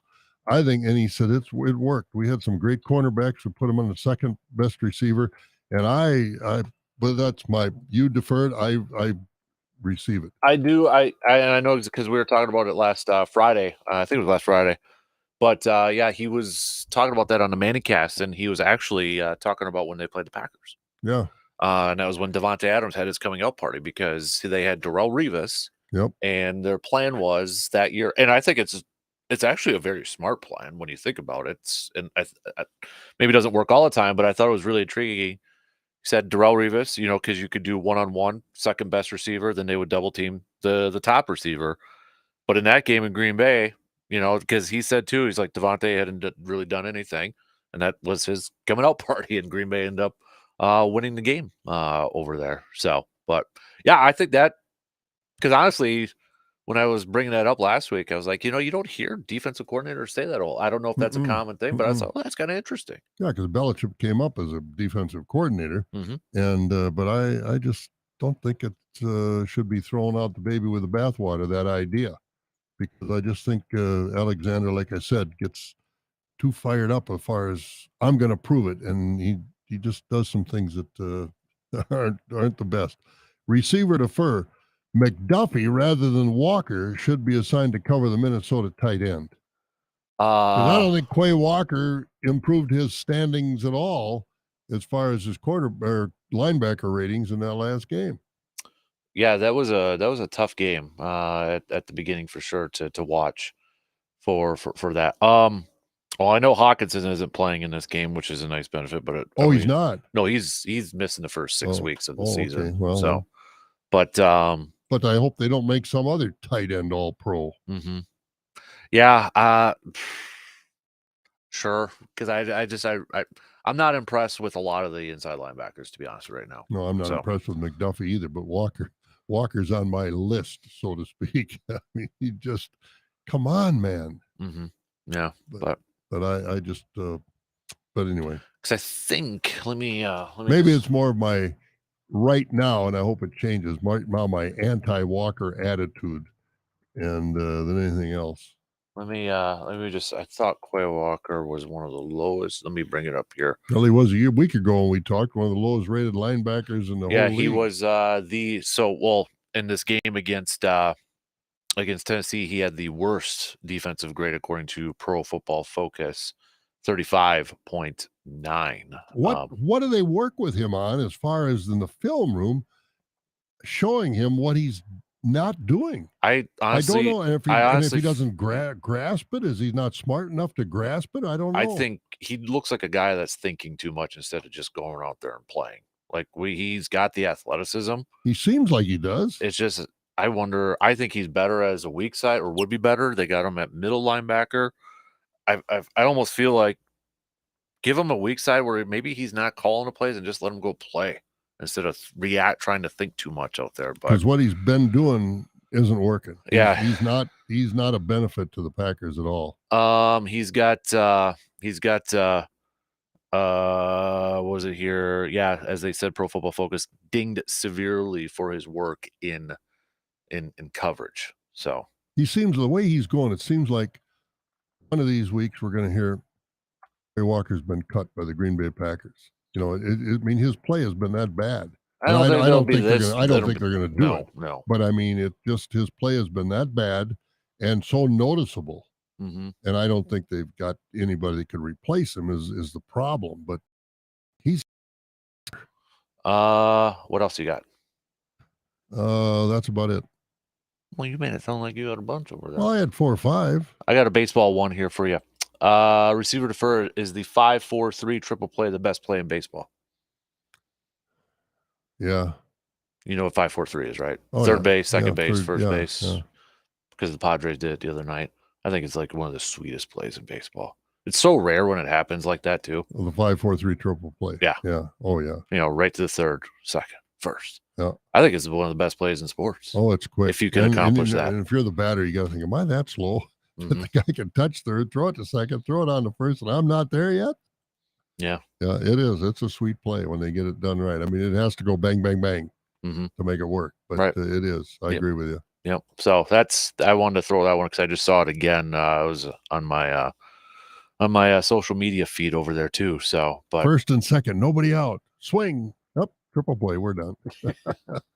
you got to be like, if you're the hitter of that too, like just That's how what I say. awful you feel. That's what I mean. I can't get to first base before the guy goes to third, and goes to second, goes to first. I'm still out. Mm-hmm. Yeah. So, okay, that's all I kind of had going over here too. So I've been trying to find. Maybe I can do this during the break here. Jair's numbers against Justin Jefferson. So, but prove you wrong. What's Well, so wrong about him getting too amped up to play? I think you because- gotta be a corner to get amped up. You got to get amped up, but there's a limit. I think he gets way too amped up, and then he gets too emotional, and then he just, I don't know. He'll make some smart remark or do When was the last some time he did hijink- that? hijinks, and then he bang. When was the last time he did that? Last year? No, did he do it against? Did he? I saw him do it this year. One game, was it Philadelphia right off the bat? I mean, he just go out there and do your job. Like he did last mean, week? Yeah, exactly. Like he did Mhm. last week. That's what I want to see. And I'm not taking anything away from the guy. When the guy does well, I mean, you get a pick six. That's a big play. That changes the game. Mm-hmm. But it also changes the game when you do something stupid and you keep letting the guy beat you like he did the first game where the guy from Philadelphia, or was it Philadelphia? that A.J. Brown, yeah. ran right away from him. I mean, and he tried to catch up to him and he couldn't run as fast. And so, it's to me, he's not consistent enough to be earning that kind of money. He's got great talent. I won't take that away from him. But I just think he's too emotional. I know you got to be emotional in that game. You got to get yourself hyped up. But I think sometimes he gets himself overhyped. But if he sticks to his game, he's one of the best cornerbacks in the game. I won't take that away from him. But I think his emotions are his worst enemy sometimes. I really do. I will respectfully disagree with you. Well, that's fine. Yep. That's fine. Yep. All So- fans have different opinions. Mhm. That's what it's all about. Like I said, I think he's got great talent. He can make some game-changing plays like he did last week. Mhm. But against Philadelphia, he looked very average. And he talked about he owned up to it afterwards too. He said he was playing bad technique, and he owned up to it. And Indy and Tennessee, I thought he bounced back nicely. So Yeah, well, that's good. But guy making that much money shouldn't have those kind of experiences. well, I He should- mean, he should be on top of his game and a team leader 17 games. you want him to play a perfect game every Not single game. perfect. I never said perfect. Well, I I mean, you never just said said perfect. 17 games. He's got to be a leader, and he's got to be He out is a there. leader. He's He speaking to wasn't a the leader in that first game. he's speaking to the on the team. field. He's Well, leading I'm and all talking that. about So on the field. I'm time's talking about out. on the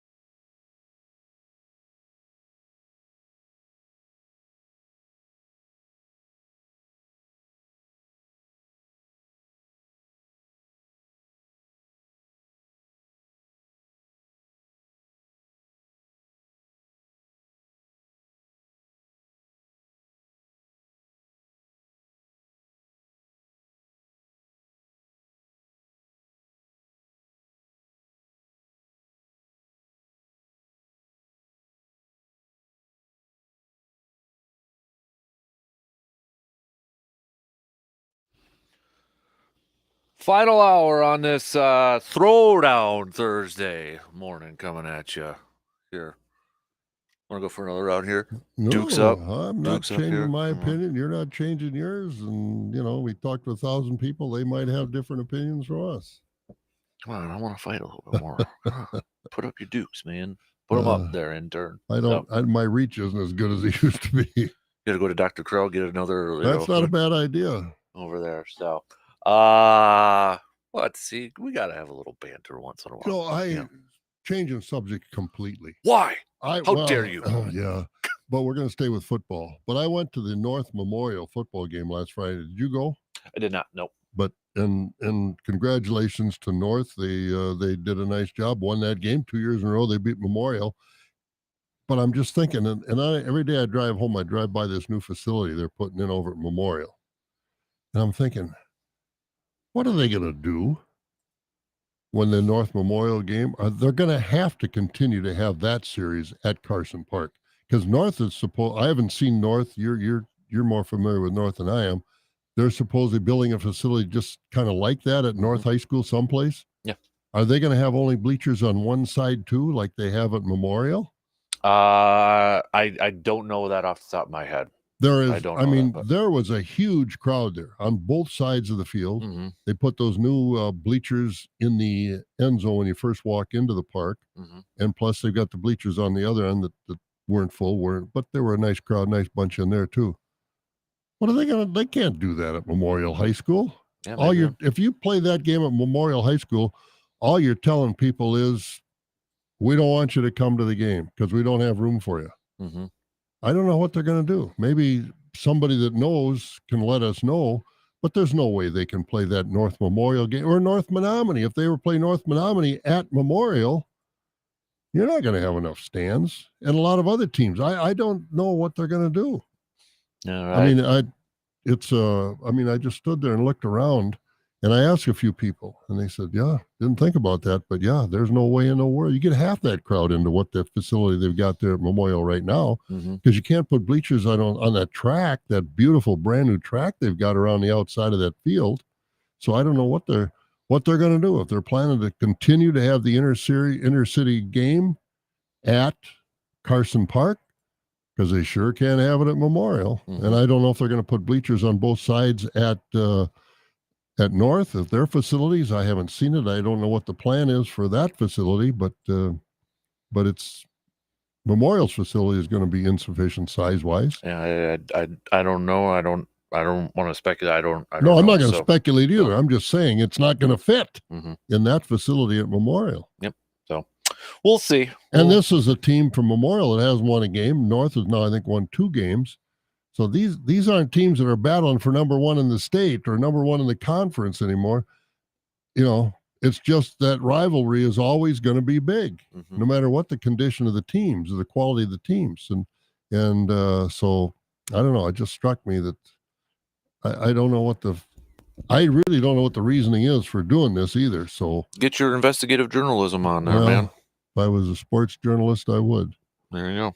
Do it. But I don't know what that is. But anyway, if anybody knows, text us, email us, let us know. Well, you know one of the coaches, so go ask him. What? DeGuano. Yeah, but he doesn't know the. Well, he'll know. No, he'll know if they're playing over there or not next. No, I already asked him. He didn't know. Oh, okay. So you did do some investigating. Well, yeah. Don't sell yourself too short. That's a good question. But I mean, no, and I'm not trying to criticize anybody. I just want to know the answer. What do they think they're going to do? Because you have that game at Memorial. Besides the crowd, I don't think there's enough parking for that. No. I mean, you get a big basketball game in the gym, and parking is pretty full. I don't know what North facility parking is. I go to basketball games out at North, and many times that parking lot is full. That's for basketball. So how many are you going to get? I don't know what the plan is or what the foresight was from the folks that made some of these decisions. If anybody knows, please let us know. Yeah. Fields look sharp, though. That's for sure. Oh, it looks beautiful. Yeah, oh, it's a wonderful field. Yeah. Okay. I thought you were going to pick another fight, but no. No, I'm not. I'm just looking for answers. That's what Well, I I'll say. give you an answer that you don't like about Jair Alexander right now. So, Well, you're not giving me an answer. You're giving me your opinion. no, I want to. I am factual. No, you're not. Yes. I am. Last 2 games, You're Justin looking through it with Jefferson has only caught, or has last 2 games combined 70 yards total.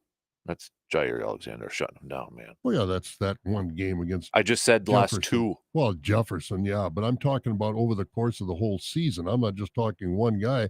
I'm just thinking that, I thought it was interesting how Belichick was talking about doing those sort of things and mixing it up, and doesn't always work. Obviously, it didn't work with Devontae Adams. It was, like you said, his coming out party, but I think it's a good philosophy, or at least something even to explore. Yeah, well, maybe they do. I don't know. I don't know either. Yeah. But I got no problem with him. I wish they would. I'd love to come back in and talk to you about that if they did. Oh, what would you? I mean, gonna brag Well, about? you say it's not going to happen. No, I didn't say it wasn't gonna happen. Well, you do. Well, I said okay. I'd rather. I mean, if you could shadow him, considering Jair's had success against Justin Jefferson, yes, I would receive shadowing him because he's had success against Justin Jefferson. All right. I never said I didn't want them to, but I said in this case, yeah, go for it. Shadow it, Mr. I never said this or said that. What? I never did. You're funny. So, oh, okay. Baseball. I just hope they win the game. I don't care how they do it. I just hope they win the game.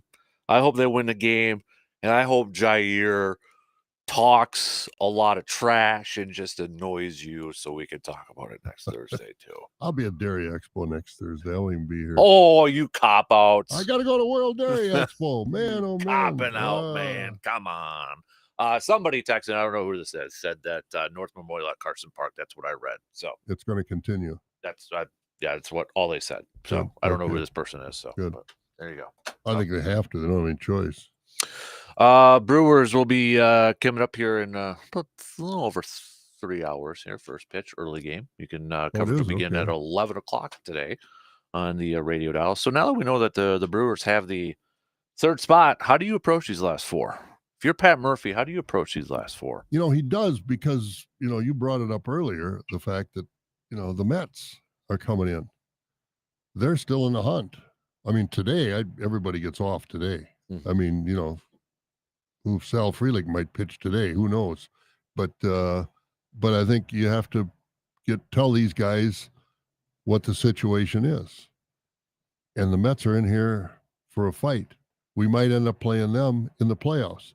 They're going to throw their top pitchers. I want you to see the top pitchers from the batter's box, not from the bench. So I think he plays them. Are you at least the first game, or maybe by the time of the 3rd game, maybe everything's all been settled. Maybe by the first game, it's all been settled. But I think that first game, everybody plays. Everybody's available. Are you more? I don't know if I want to use the word concern. Yeah, I don't know what other word I would use right now. I'm more concerned about the offense and the pitching right now. Heading into the postseason? Yeah, if that's what you're talking about. That's kind of where I was going with here. Last night was a good example. Yeah, like you can't go cold offensive. If there was, I have a little bit more confidence in the pitching, I guess, going into it. Not saying that they don't have their flare-ups or anything like that, but this offense just cannot go cold into the postseason. Absolutely cannot go cold. And if you ask me what my biggest concern would be the offense. I think they've got the ability to put a lot of runs on, like they came back against Arizona the other day, but they lost 3 out of 4. I mean, you can't go that cold offensively. The pitching's giving up a 3-4 run. You gotta overcome that. You got to score more runs than that. You just have to. And I think it's got to be top down at Terang. Got to set the tone if he's batting leadoff, depending on if it's a lefty or righty pitcher. Cheerio. Willie Adames, to me, for sure, has got to be that guy. I'm really hoping Rhys Hoskins has another level here. Guy's been in a lot of playoff games here. I'm really hoping Rhys Hoskins can get on something here for a run. Get a little hot at the plate here. Yeah. Obviously Contreras too. You throw him in on there, but you got to have a guy that can come on and, like, if few years ago with Washington when Soto came out of nowhere, and you got to have a guy like that. Who that's going to be, I don't know. I want that guy where you're feeling good when you need a hit and he's coming up to the plate. Yeah, and I don't know if that's Bryce Terang, who is really, unfortunately, his trend has been not down, but it's been flat to just unremarkable the last part of the season here from what he was doing early on. I mean, that one game, from the time he hit that one game where they had 2 or 3 grand slams and he hit one of them. And I mean, from that point on, he's kind of just tapered off, because I don't want to say fell off, but he just kind of tapered off a little bit. I don't know if he's tired. I don't know. That's why I say everybody gets off today. Don't even, put a uniform on. Don't even take batting practice.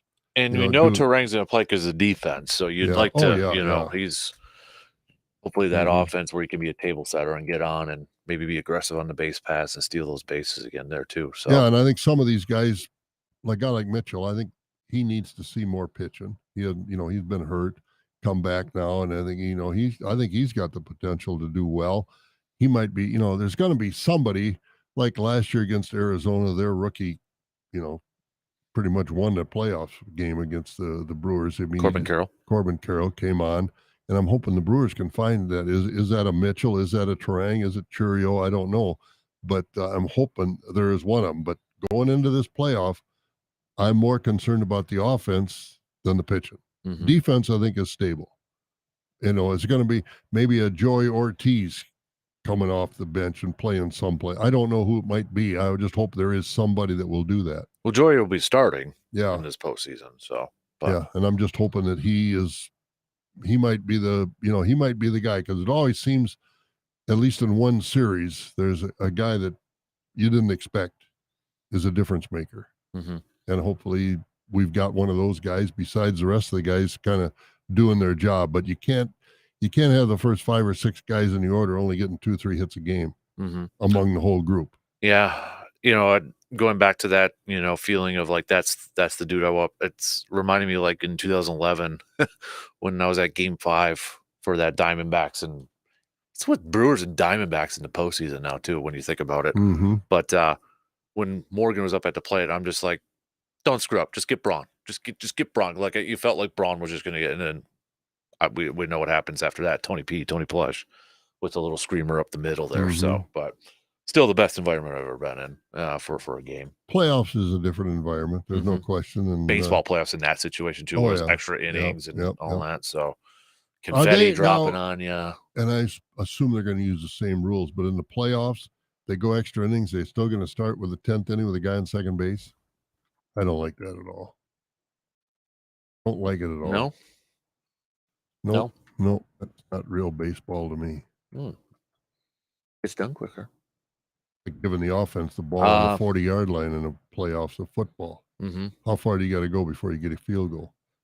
I don't like it. Field goals too. I mean, that's another topic we can get to over there too. So, but no, unless it changed, I know last year was not part of it. The runner on the second base. It wasn't? No. Oh, wasn't. okay. Oh, no, I thought you said it was. Okay, good. So, unless it changed for this year. But I know last year it wasn't. I'll have to double check it. So, I don't want a 10-hour baseball game though, man. No, well, especially if it's a night Brewer one, and then I gotta stay up and how many games might that be? Maybe one. No. And I don't think it's. I just. Regular season is probably fine. They're getting the people in, getting them out to get the game over. But this is the playoffs. All the money you spend for a game, you don't want to be gone in 2.5 hours unless your team makes short work of the other team. But really and truly, I just hope that they do not start the 10th inning with a runner on second base in the playoffs in a tie game. Is there a team at this point in time that you'd rather not face in that first round? Arizona. I mean, it's just past history because they're coming in with a lot of confidence. We went in there last year, beat them. We just beat them 3 out of 4 in a series. They're coming in with a lot of confidence, and Brewers have a lot of questions. Yeah. Arizona. At this point, I don't know. I feel like each of those potential teams could give you some issues. Well, Mets are playing. Mets are playing good as of late. we the know the Brewers have history of done Arizona. well. Yep, we know the history of Arizona. Atlanta's really banged up, but they got a couple nice starters that could give fits, especially lefties. Going against. So I mean, we can make cases for either or. I guess whatever happens at this point for me. Whoever they play. I mean, it's all played out over 162 games, and it is what it is. mhm, I'd rather not see Arizona. But Brewers have played pretty well against the Mets, mhm. but Arizona, for whatever reason, gives them some problems. Hey, And maybe they're that's coming in with who- confidence. Maybe that's who they need to play to get over that hump too. Well, Build they that might confidence not over have any choice. But they won in Milwaukee in the playoffs. They won 3 out of 4 in Milwaukee just last week. When they were in Arizona a couple weeks ago, when they split or whatever. Brewers won that one. Brewers won that one. Mhm. Okay, so we'll see. But the Brewers and Arizona have not been the best. Get somebody else in here. Yeah, I guess I don't really care. Just go out there. Well, and win. that's what you got to do.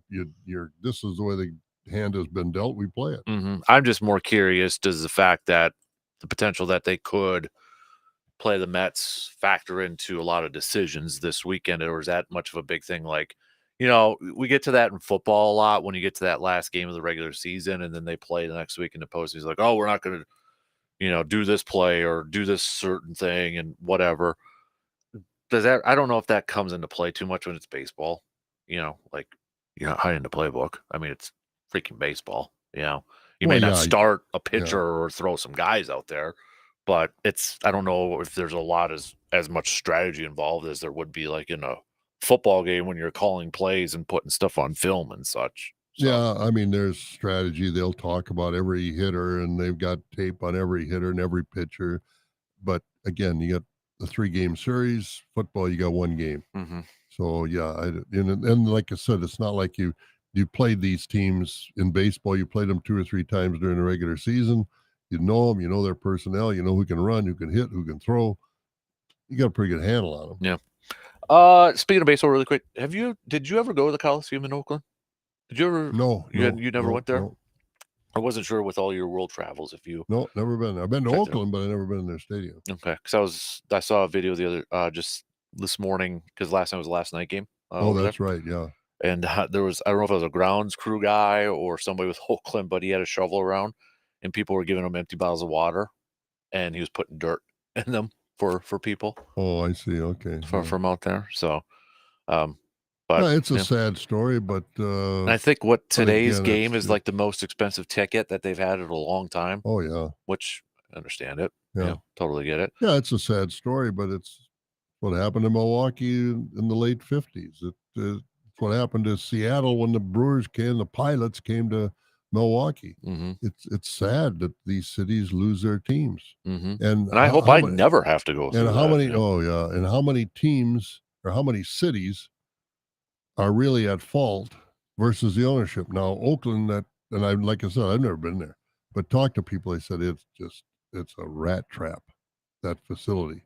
That's why the Raiders left the Oakland Alameda County Coliseum, and they said it's just a rat trap, and it's not worthy of major league sports. Mm-hmm. But the Oakland City Council, Oakland is not a rich area, and whether they really couldn't afford it or just didn't want to afford it, and the billionaire owners don't kick anything in. I don't know the exact situation out there, but again, it's not. Poor Oakland, they've lost everything. The Warriors used to play in Oakland. They built a new facility now in San Francisco, so they're not in Oakland. Right. The Raiders are gone to Vegas, and now you lose the Athletics. Yeah. Oakland, not a major league team anymore, not a major league city anymore. Nope. Just a city across the bay. Yep. Is all it is. Nothing in it over there anymore. I don't even think they've got hockey. Didn't they used to have a team called the Seals or something like that? Oh gosh, But it's just not a major league city anymore. Yeah. And all the money that's in California. And that's the thing too, is like the A's actually have a really good history. Oh yeah. With Charlie winners Finley and it. You bet. Yep. I mean, World Series championships. I mean, Hall of Fame. I mean, a lot of times, sometimes when you see these teams move, Raiders have a good history though too. But I mean, this is a team that's got World Series championships, for crying out loud. Mm-hmm. So and not that long ago. I don't know who owns that team now, who the ownership is, but they haven't. They say, "Oh, we tried and we tried." Bull roar. When they saw the Vegas was available, all the bright lights and dollars in Vegas, they couldn't get out of Oakland fast enough. Well, it's John Fisher, so I'm assuming you probably didn't read the letter he wrote to fans just the other day. Oakland A's owner John Fisher. Oh, I can imagine. He probably had tears dripping on it and everything else, apologizing, and we tried. I can imagine what it said. You want me to read it to you? What is it? Let me see if I can bring it up here. Here we go. To our Oakland A's fans, the upcoming series with the Texas Rangers will be the final games of the A's storied 57 years in Oakland. And while the A's previously played in Philadelphia and Kansas City, Oakland has been a home for the greatest era in the franchise's more than 123-year history. 4 World Series championships, 6 pennants, 17 division titles, 7 Hall of Famers, Charlie Finley and his mule, Billy Ball, Reggie and his incomparable swagger, Raleigh and his handlebar mustache, Dave Stewart and the stare, Bill King's Holy Toledo, Ricky, the greatest leadoff hitter in baseball history. The list goes on and on. Triumphs, near misses, the 89 earthquake in Game 3 of the Bay Bridge series, the 20-game win streak, a Hollywood movie, which kind of made fun of your stadium, though, too, and an unmatched cast of players, coaches, and fans. We've had it all. And that, I know, is what makes our departure so very hard. The A's are a part of the fabric of Oakland, the East Bay, and the entire Bay Area. When Lou Wolf and I bought the team in 2005, our dream was to win world championships and build a new park in Oakland. Over the next 18 years, we did our very best to make that happen. We proposed and pursued 5 different locations in the Bay Area, and despite mutual and ongoing efforts to get a deal done for the Howard Terminal project, we came up short. Only in 2021, after 16 years of working exclusively on developing a home in the Bay Area and faced with a binding MLB agreement to find a new home by 2024, did we begin to explore taking the team to Vegas. There are millions of dedicated and passionate A's fans in Oakland and around the world. Countless dedicated staff members and Oakland Coliseum employees have poured their hearts into this team, and their efforts have meant so much to our community. I know there's great disappointment, even bitterness, though I wish I could speak to each one of you individually. I can tell you this from the heart. We tried. Staying in Oakland was our goal. It was our mission, and we failed to achieve it. And for that, I'm genuinely sorry. Looking ahead, I hope you will see our beloved A's as we move forward on this amazing journey. I hope I will see you again sporting the green and gold, and I hope we will make you proud. Not a lot of people are buying that letter from him. No, I can't imagine they are, and it'd be interesting to see how it was received in Oakland. But you bet there aren't going to be A's fans in Vegas like there are Raiders fans that go to Vegas from Oakland. Mm-hmm. That's just that franchise has always been just a little bit different. The Raiders, but Oakland, there won't be Oakland fans. They'll be Giants fans or whatever the case may be. In their heart, they're still love the A's, the old A's, not the new A's. So yeah, I don't know. Speaking, I've never spoken to officials in Oakland, whether or not the Athletics asked the municipality to give them too much money, or if the municipality said you got to kick in more. I don't know the dynamics of their efforts, but whatever the dynamics were, they failed. I don't know what I would do if one of my favorite teams left. Would I still be a fan of that team, or would I move my fanism to somebody more locally? I became a Cubs fan. I know you became a Cubs fan. I don't know what I would do, because I mean that's already built-in rival, so I don't know if I could do that to myself. I think I probably still would be a fan of that team, but obviously not maybe as diehard. Yeah, everybody's different. Like I said, I think a lot of people around here became Cubs fan, Twins fans. It helped the Twins. There's no question about that. And you want to have somebody to root for. Did you still have an eye on the Braves though? Oh, sure, I followed the Braves. Because a lot of the guys that were in Milwaukee, Henry Aaron, some of those guys were still moved. But as those guys left, then the Braves were just another team. They were in Atlanta. Right. But when the Braves, when that connection's gone, exactly. it's And then, and then Aaron came back to the Brewers for a short period of time to be a DH, which kind of, restored your faith in baseball. And, here comes our hero home, our conquering hero home with his record home runs. But I think as the team became players that I didn't know, had no tie to Milwaukee, I lost interest in the Braves. Yep. But until that happened, I became I followed the Braves. I was probably still a Braves fan, but then, like I said, as they started to leave those players that I knew, then I migrated over to the Cubs, and we had a lot of fun. We go because you could go to the ball game, and you can't go to Atlanta to a ball game. You could drive down to Chicago for a game or two, stay overnight, and go to Wrigley Field and enjoy it, have a lot of fun in Wrigleyville. And so, you could become part of that. And I did. Yeah. How many, really quick, and I know we got to take a break, how many baseball stadiums do you think you've been to? Oh, boy. Is it double digits? It's close. Yeah. Yeah. I'd have to sit and look. Mm-hmm. Yeah. I'd like to get to a lot more. Yeah, I'd like to do a tour. Yeah. I want to drive, though. Well, there you go. I'll put together a tour for you, and you can take a whole bunch of fans with you. Oh, Take yeah? yourself on a bus tour and look at the schedule, and that can be done without a lot of problems. All right. You can do that because, Knock them off. I want to see the country. That's why I want to drive. Yeah. I want to see And the it country. depends on what you want to see. Do you want to go down south or work your way down through Milwaukee, I wanna go Chicago, west. St. Louis, Kansas City? You want to go to Colorado? Colorado. You want to go down to Arizona? You want to work your way back through Texas and then up through Cincinnati and Chicago and home? There are a lot of neat routes you could take. The historic routes. That's what I want to do. Well, then you want to go east. Yeah. Oh, well, yeah. I'm thinking football stadiums too, but yeah, Oh, yeah. east. I wish the Polo Grounds were still around. Polo Grounds, and you never got to Comiskey Park. Nope. That was a classic. I loved Comiskey Park. That was so much fun at Comiskey Park, and a lot of those historic ballparks. They're not they had their character. It was a lot like maybe Carson Park. The bathrooms were not what the bathrooms are now. Yeah. But it was fun. And the fans were different then too. The fans didn't demand as much as they do now. Right. Give me a hot dog and a beer, a hot dog and a soda and some chips, and you didn't have all these exotic foods that you've got now.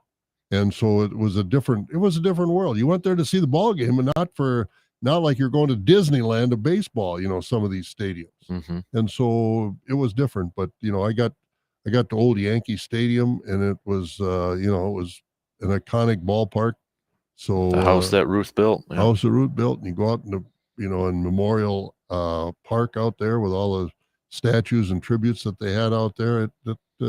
Yeah. I've been outside looking down into Fenway Park. I've never been in Fenway Park, but I've been to it and been as close as you can get without getting in it. But and I've been to a couple of the different stadiums in St. Louis, both Chicago stadiums, and I've been LA and San Francisco and Seattle, but I've there's still a bunch more that I like to see, and they're worth seeing. They're all different. They've all got their own character.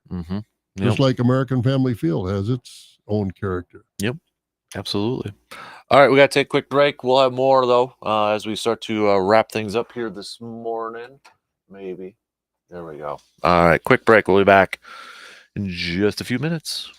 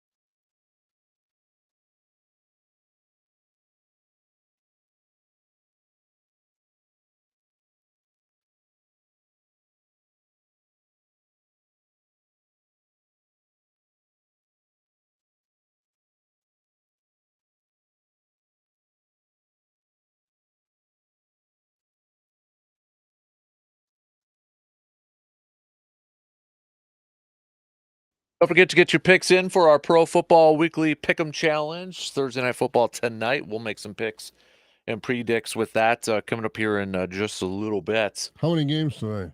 One. Just one. Okay. Yeah. Cowboys, Giants. Barn burner tonight over there. Cowboys lose. I think hell will break loose. Oh, man. The dam would break after Dex, the quarterback, is going to be $60 million or something they're paying him Per year on average. I Yep. can't imagine why they gave him that much. Would you have given him Prescott that much money? Me no. But I mean, if you're Jerry Jones, I think you're grasping at straws. The guy has proven he's not. yeah, He's not the guy. I just wonder, if it goes bad tonight and they lose, I think the clock's ticking on Mike McCarthy. Big time. It's already clicking, but I think Well, it always is. Any that's coach- always really clicking there. Any So coach in Dallas is always clicking, but this Washington team, Washington, over they're there. going to cause some challenges for somebody. Mm-hmm. Yeah, they Jaden Daniels looks like the real deal. he looks pretty darn But good again, right it's now. So. early. So did Robert Griffin III. But And we'll that see. was, but I think Dallas. I think this Jones from the Giants can Daniel Jones, yeah. thank the Packers for the contract he got because he had that one big game against the Packers a couple of years ago, 2-3 years ago, and when they won. But that's the best game he had all year. I think that was the year they made the playoffs and they beat the Vikings in the playoffs too. Yeah, so I think that had something to do that with was it that one too, year. so. That 1 year. But so you got that game tonight. So don't forget to make your picks by heading to our website. You guys know the drill. Fan Cave. Scroll down and make your selections over there. Packers will be back at practice today as they get set to prepare for their game against the Vikings. Yes. Is there a timetable that LaFleur would have to say if Jordan Love is going to play or not, or is that a game time decision? Or? Could be a game time decision. Right. Yeah. Because there was some thought, even though it was reported on Saturday night that he wasn't going to play by the NFL Network, he was working out the game prior to the game, and some people thought, hey, maybe he's still going to play, and no. So he'll get a playing status tomorrow, which most likely will be questionable. Because remember, they don't have the probable anymore, so questionable is the close. You could thank the Patriots for that, for Bill Belichick. He was notorious for that. Playing around with the injury report, listing guys as probable, and then they wouldn't be playing. So, but I still feel like he plays. I feel like he's going to play. I do too. From watching the film, the tape of him in practice, he sure doesn't seem like he's favoring that knee when he rolls out. Throws the ball. Part of me wonders too, and this might not be the right way to think about it, but I'm thinking about it from a fan perspective.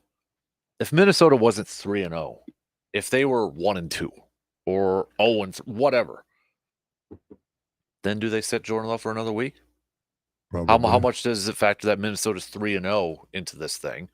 It's your first division game, and you're at home. I don't know. I don't think it factors in, but I'm just going from a fan perspective. Is that totally out of the realm at that point? When you factor in how well Minnesota is doing and they're 3-0, we can't. Minnesota wins, they're 4-0. Green Bay is down to 2-2. They lose the tiebreaker already. You're 0-1 in your division matchups.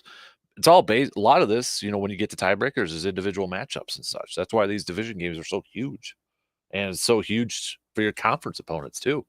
So, I don't know.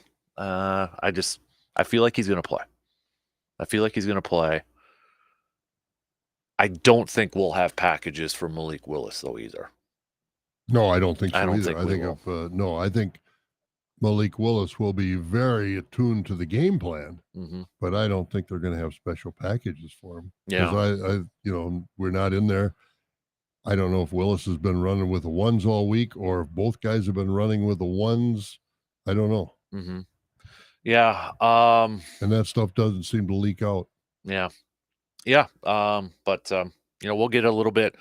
I don't think we'll get a better idea today when practice is out there. I mean, Matt LaFleur the last couple weeks and historically has been very, tight-lipped about this sort of stuff. out there too. And even when they talked to Jordan Love yesterday, he was pretty nonchalant about everything. So whatever they can for gamesmanship to try to get an advantage over somebody, they will try, whether you think it's a big thing or not. Especially in an important game like this in the division. Yeah. So, but, I know we had a few people saying yesterday, Minnesota will flame out like they normally do. Sometimes you just got to tip your cap and give them credit to where credit's due. They're playing well. They've looked well. They've looked real good. Yeah, they're playing well. And it's going to be, I think, a battle. So give them credit. They're doing a good job right now, and surprising a lot of people at this point. Receiver defer is Matt LaFleur. Oh no, let me do this because I asked this to Luke yesterday. So receiver defer. The NFC North has 3 of the top 8-10 coaches in the league. Yeah, I was going to put that for a receiver defer too today. That the NFC Central is, or NFC North rather, is the best division in football. But I think you're right. I think they are. Dan Campbell, Matt LaFleur, Kevin O'Connell right now. Yep, I agree with you. Yep, Kevin I think O'Connell, so. I think, is a real smart coach. I think Campbell is a players type coach. Yeah, they're different. Yeah, they're they are. They're different. And LaFleur, he's kind of a in between. He's kind of mix of both. Campbell's kind of the old school type coach. We'll get out there and we'll knock your head off type of player. O'Connell's going to strategize you to death, and he does a good job with that. And LaFleur's kind of a combination of both. Yeah. No, I agree. They're top 3 coaches in the league. I mean, Campbell turned that team around as fast as he did. He came in there and said what he was going to do, and he did it. And took a little bit because but there was one point like, is he going to make it? But that's sometimes you got to be patient. Fans don't want to be patient. That's why we don't own these teams or run these teams. Yeah, exactly. Look at Carolina, for crying out loud. When you got an owner that tries to be too much of a fan, that's a bad situation over there. Yeah, when you got an owner meddling with things, it's not good. Let your football people just do football things. Yep, and that's Jerry Jones in Dallas. How much credit does he get for those Super Bowls? Or Jimmy Johnson gets the credit. I think Jimmy Johnson deserves more. Gets the credit. Yeah, I think he should get it. He pulled that trade off with Minnesota. That the Herschel Walker one. The Herschel Walker one that Emmett Smith, Troy Aikman, I don't know who else was drafted in because of those draft picks they got. But that was Jimmy Johnson. So Jerry Jones thinks he's a guru of football, but he hasn't done much since Jimmy Johnson left, because what's his name? Barry Switzer. He won it with Jimmy Johnson's team. Yep. After that, they went south. Their last conference championship appearance was when they beat the Packers. That 95, I think it was. Yeah, that's a long time ago. Yeah, that's the last time they've been to the conference championship for crying. They're like the epitome of a great they are the epitome of a good regular season team, and just they got nothing in the postseason. Nothing. So receiver to first. Dallas going to make the postseason this year. I think they do, but I don't like. What I wasn't 1-2 right now. They're 1-2. I had questions about Mike Zimmer. Like what are they going to do defensively? And then after week 1, everybody's like, oh, But the last 2 weeks have not been that great. So you still got to have players. That's the bottom line. You still have to have the players, and you need, a couple of those players to be outstanding. Look at the schedule coming up here for the Cowboys. Steelers are undefeated right now. Yep. After tonight's game. Lions, 49ers, hopefully they're healthy for that one. Falcons, who I think should be better than what they are right now. Eagles, Texans. And then Commanders right after that. Wow. I don't think they're going to make the playoffs. That's why I asked the question, because I don't think they are. Because I don't think Dak Prescott is in the upper echelon of NFL quarterbacks at all. He's got time and grade, but I don't think he's in the upper echelon of quarterbacks in the NFL and, top 15. You just I know he's not in the top 10. They get good players. They draft fairly with Micah Parsons, CeeDee Lamb, and all. But the thing is like they pay so much to try to keep those that their depth and their other role players, they're not great at. You look at a team like Kansas City, for crying out loud, they can funnel in different receivers and all. It's just Kansas City to me is the model of how to build a franchise currently right Yeah, now. I agree with you. Yeah, they do. And look at what Buffalo's doing. They ship off Stephon Diggs. And boy, And did they take some. they took a lot of heat for that. Well, it took a lot of heat for it, but since he's been gone and the way they played this year, there have been a lot of shots out there that say, Mhm. "Oh, they're not a Stephon Diggs." Oh, bull roar! They're not a Stephon Diggs. No, and Josh Allen right now is probably the leader for MVP. He's playing that well. Yeah. So there's more to it than building the best team than just talent with that. Oh yeah, you got to have You know. character. You got to have character. And you just kind of wonder too, taking that personality out of the locker room sometimes can be a bigger benefit for your team than just having the most talented team on that field. Oh, there's no question about it. So, all right, I'll take our final break here, and then we'll do some picks and predicts to wrap things up. Will the Giants pull off the upset tonight? Will Daniel Jones outduel Dak Prescott in his epic quarterback matchup? Plus, will the Brewers win the series later today? We'll make those picks.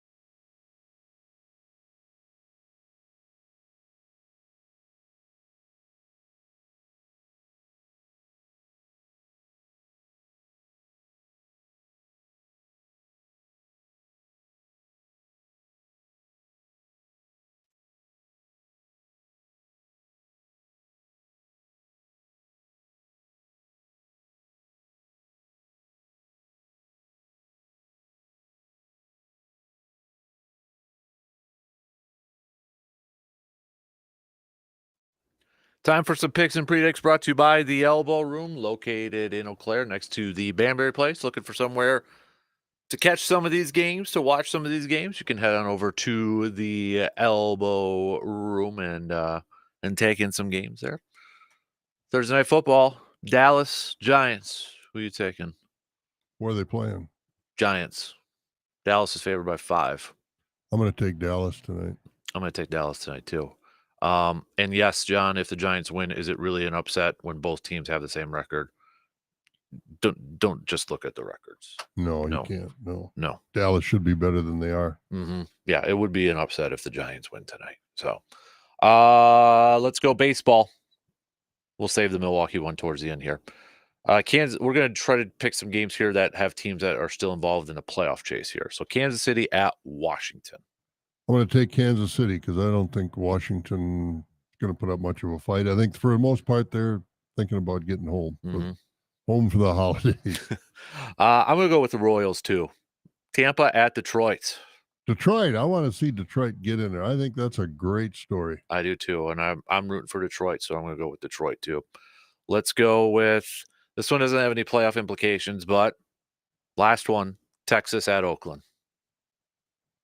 Oh, I hope Oakland wins it. And I don't know what's going to happen. Who's going to get out there and dig up some of that sod? You know, how many people are going to? How many are people going to run on the field and start taking stuff? That's what I'm thinking. You know, how many people are going to go in there with like little garbage bags, and they're going to go in there and literally dig up chunks of that turf, take it home, put it in their yard, and grow. This is part of the Oakland Alameda Coliseum grass. This is, the infield, or this is the outfield, or whatever. People are going to try to rip off some of the seats. I would imagine. I would imagine they'll try and do just about anything. Baltimore at New York. Corbin Burns versus Garrett Cole. Ooh, that's going to be a good one. Now they're both in the playoffs. They've both clinched playoff spots. Baltimore still got a chance to win the division? It looks like, I'm just double check, but it looks like that is the case. But I think today would decide it. Corbin Burns. The Corbin Burnses are going to win today. The Corbin Burns. Yeah, so the Yankees haven't clinched the division yet, it looks like. So Corbin Burns is going to hold them Garrett Cole off. has been kind of mean. He got shelled his last game because I happened to be listening. I don't know how I was listening to it, but the man Boone came out there and, well, okay, go ahead. He just got shelled, stayed in there, and he got blasted for a couple more, and then they came out and took him out. So his last outing wasn't very good. Yeah, that's right. I'm going to go Baltimore. I'll go Baltimore here too. Miami and Minnesota. Minnesota, the Twins got to win. They got to get out of this funk and make a statement. Padres, Dodgers. Well, if there's a game I really don't care about, this would be the one. I kind of want Padres to win just to make the Dodgers a little bit nervous. Yeah, I do too. So. I want the Dodgers because I want them to have to use up some of their pitching. I'll go Padres just because. So will I. I want the Dodgers and the Padres too to have to use their pitching because they're both still in it, and they don't have the luxury of the Brewers. Brewers at Pittsburgh. Pittsburgh, because I don't think the Brewers are at. Yeah, I think give it to Pittsburgh today. I think, he might have sent half the team home already. I'm gonna go Pittsburgh as well. Yeah, in this one. So because I think the next 3 games are going to be. This game means absolutely nothing. Yep. Unless I'm missing something. I think we had pretty much all the same ones. I think on there too. Pretty much. Yeah. Great minds think alike. Oh, sometimes. Well, you're wrong on. I don't know about that. But that's all right. You don't need to. Yeah. How about this? Jair Jair gets a pick 6. I will buy that jersey and wear it in front of you every day for the rest of the Thursdays, representing a Jair jersey for you. Sounds good. What was the bet I made with Luke yesterday for a coffee? I can't remember. Oh, something about interceptions. Oh, he thought Tennessee and Miami had combined 6 interceptions in that game. I took the under. Bet of coffee on that one. I'll take the under on that one. Who's playing quarterback for Miami? Probably Tyler Huntley. Pro Bowl quarterback Tyler Huntley. Well, probably not a bad deal. But 6 interceptions is quite a bit. That's a lot. That is a lot. Because if they get that bad, they might not throw it. They'll just start running there. Because, these teams that don't have the quarterback, You're gonna run the ball. I mean, look what the Packers did the first game with us. I think he only threw about 12, 14 passes. Mm-hmm. So they run the ball. They're going to control the ball. So it's hard to get interceptions when you don't throw it. Yeah. Oh. And I think that might be what happens in that game. Well, no, who knows? Miami likes to throw it with their speedy wideouts. So Tyreek and Waddle, somebody can get it to them. But yeah. A couple other of notes too. Former Vikings quarterback Tommy Kramer announced that he's suffering from dementia yesterday. Just like Brett Favre. It said that he saw Brett Favre's when Brett Favre said he's got Parkinson's. Kramer came out and said that he's got dementia. He posted that on his Twitter account yesterday. That is such a sad disease. So sad to see people just literally wilt away in front of you, in front of the family and friends. It's just so sad. Yep. He said that he was inspired to share his condition after Favre made it public about his Parkinson's disease. So Kramer wrote, "Please, no sympathy. I've lived a great life and wouldn't change a thing. Nobody wanted to win more than me, and I never gave up. And that's exactly how I'm going to battle this." Yeah, he was one of those quarterbacks that seemed to be just on the verge of greatness. He could just never get over, but he had a lot of talent. He could never get over the hump and get the Vikings where they needed to be, but he was always right there on the verge of doing special things. He said that his doctors told him at his 1-year checkup that the dementia hasn't advanced and that he has stopped consuming alcohol to better cope with it. So good for him. And if you're looking for something to do, the Warren's Cranberry Festival is this weekend, and Saturday in Altoona, the ginormous pumpkin contest. I'll be at Warren's. Go every year. Are you going? Do you? Yeah, beautiful weekend. Easiest Christmas shopping to get off your checklist. There you go. And your last chance for some fair food stuff too. Yeah, So beautiful weekend weather-wise. Enjoy it. You got her.